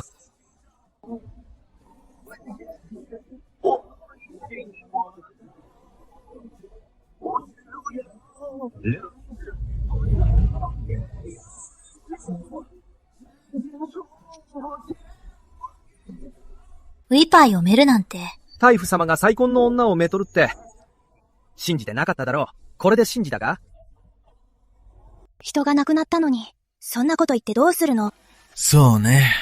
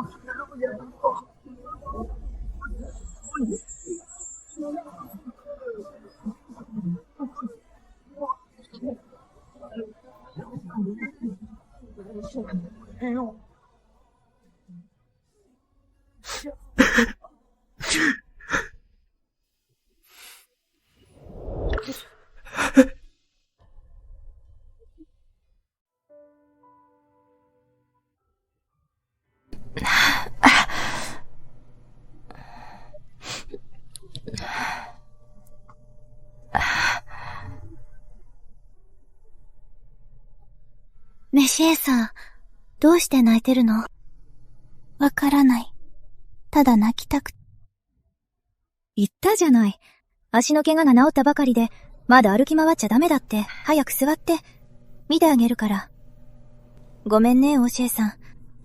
もっと早く帰るはずだったのに、私は、見物に夢中になって遅くなっちゃった。もうだいぶいいわ。よかった。なんともないね。知らないでしょうけど、今日街で、イハ嫁とたった人がいるのよ。すごく不気味だったわ。そう？そうよ。噂では、お偉いさんらしいわ。ものすごく偉い役人で、タスとか言ったかな。本当よ。盛大の嫁入りでね。街中がおめでたい赤色だったわ。なのに彼は喪服を着ていたの。それにね、長い赤い絨毯が敷かれてて、巻かれた。ご祝儀のお金も白紙だったの。もう、びっくりしちゃった。誰が、位牌をめとったって。なんとかって、タイスだったかな。覚えてないわ。そう。藤原タフよ。聞いた話だと、そのお役人、すごく愛情深くて噂では、婚約者が事故に遭ったんだけど、約束通りに嫁入りさせたんですって。かわいそうよね。彼は、大丈夫なの？あまり良くないみたい。髪も真っ白になってて、まるで、亡くなった奥さんの後を追いそうな感じだったわ。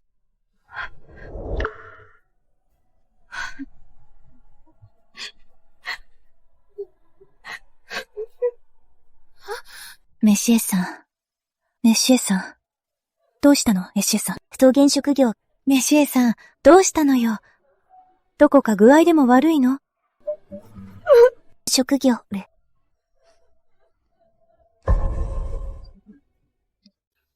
日は我らの婚礼だ。この祝いの酒は、飲まねばな。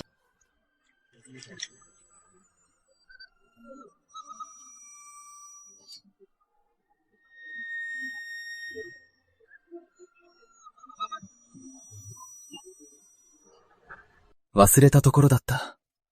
エクは身ごもっていたな。この一杯は、代わりに飲もう。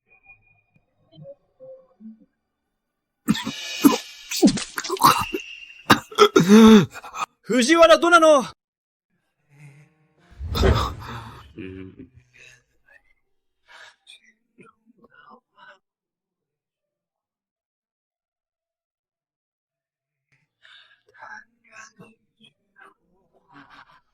医者を早く。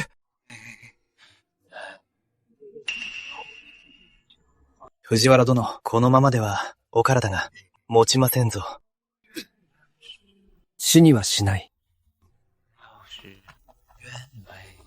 奥様。ジア、そんなに体を痛めつけて死にたいのか？いいえ。わかっています。私の命は兄のもの。藤原家のものだ。自分のものではないと。チラエ、そういう意味じゃない。ただ、お前は心配で。シア様。桜井のお嬢様が生きていたら、こんな姿は見たくないはず。だが彼女はもういない。見ることも。聞くこともできない。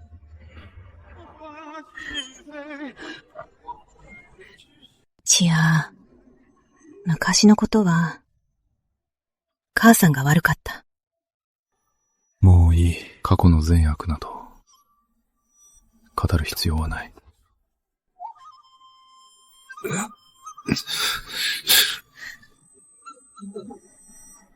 今夜は、私とめぐみの初夜だ。妻は騒がしいのを嫌う。お引き取り願おう。見送れ。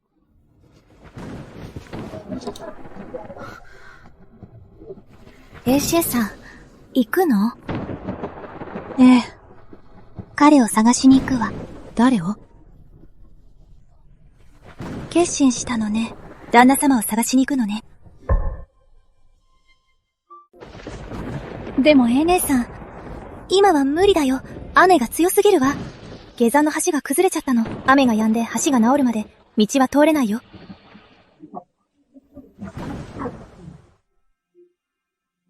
デン！どう？奥様は生きているかもしれません。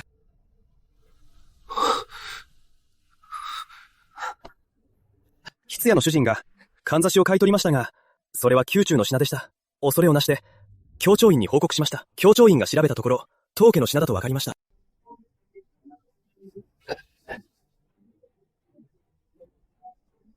ある医者が質に入れたそうで、代理だと言っていたそうです。我々も調べましたが、その医者は質に入れた後、隣の薬屋で、高価な安泰薬を買ったそうです。目梅は身重ですから、本当に姉上かもしれません。そうだ。なぜ忘れていたんだ。彼女は決して諦めない。どんな手を使ってでも生き延びるはずだ。捜索しろ。須磨と瑞穂の似顔絵を描かせ、京都近隣の主軍をくまなく探すんだ。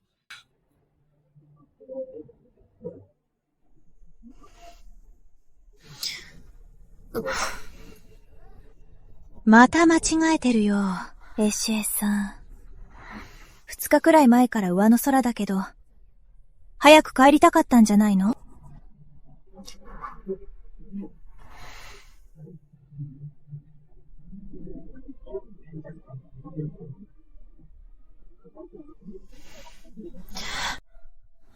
ちょっと心配なの。もう一度見てくるわ。どこに行くの？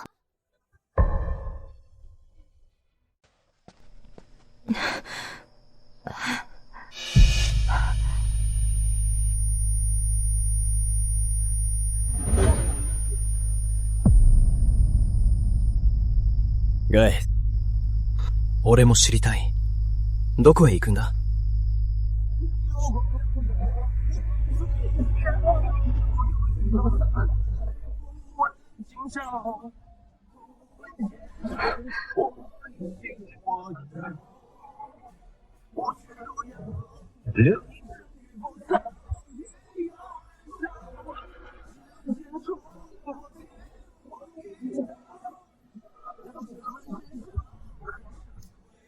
友也。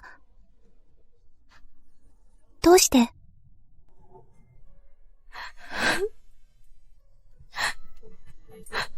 チーヤ、とりあえず話して。俺の言葉を3つ聞いてくれ。うん。1つ目。リホは死んでない。俺の部下がもう見つけた。怪我は重くない。本当？ずっと君を探してた。今は大府邸にいる。2つ目。前事の件は母上がやったんじゃない。直人と安藤家だ。安藤家の母娘は即日斬首となった。直人とその母はまだ地下牢で。生かさず殺さずの状態だ。私も分かったの。もし本当に藤原家の母上なら、あんな不器用な手は使わない。だから。3つ目は？何？一緒に帰ろう。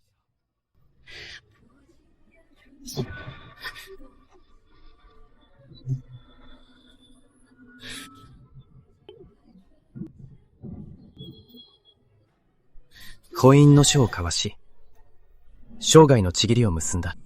この生涯を永遠の愛に、生死を問わず。居座りの愛でも真の愛には勝てない。君は俺の妻だ。反抗にはさせない。友也。ファンゴになんてしない。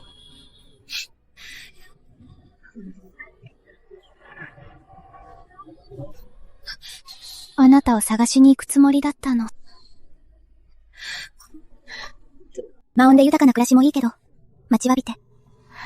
日が経つにつれて後悔が強くなったの。ティア。会いたかったわ。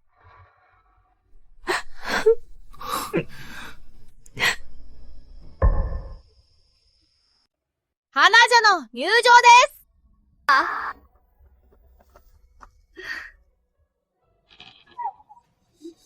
クラン、イバイテンディエ。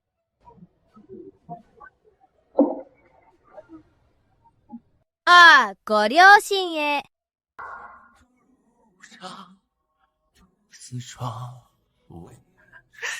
よかった。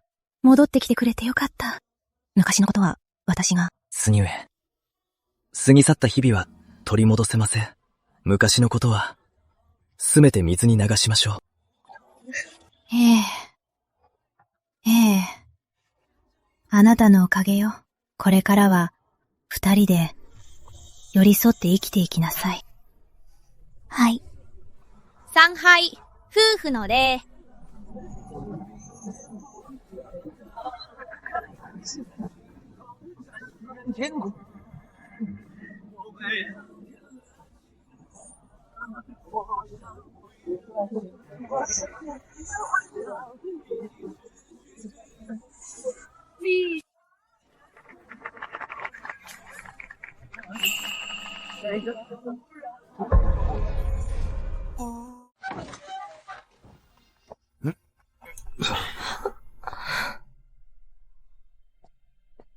飲みすぎですよ。タイフ様は今日ご機嫌ですからね。まったくです。タイフ様がこんなに飲まれるなんて。奥様、介抱をお願いしますね。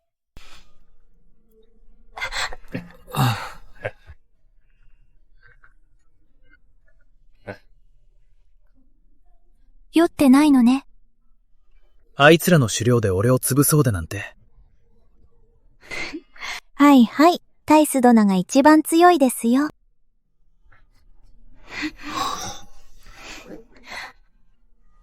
お水持ってくるわね。めくな。行くな。もう二度と俺を置いていくな。これで酔ってないって言うの？ああ。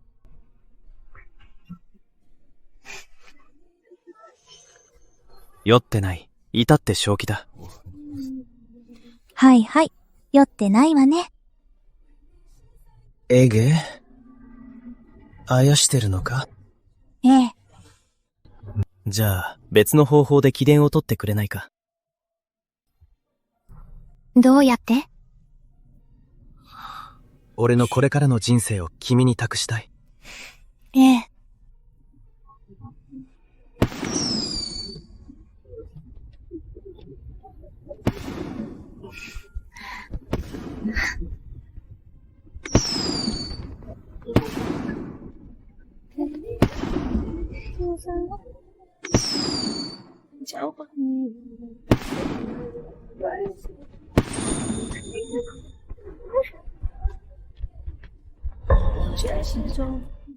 记得点赞关注哦。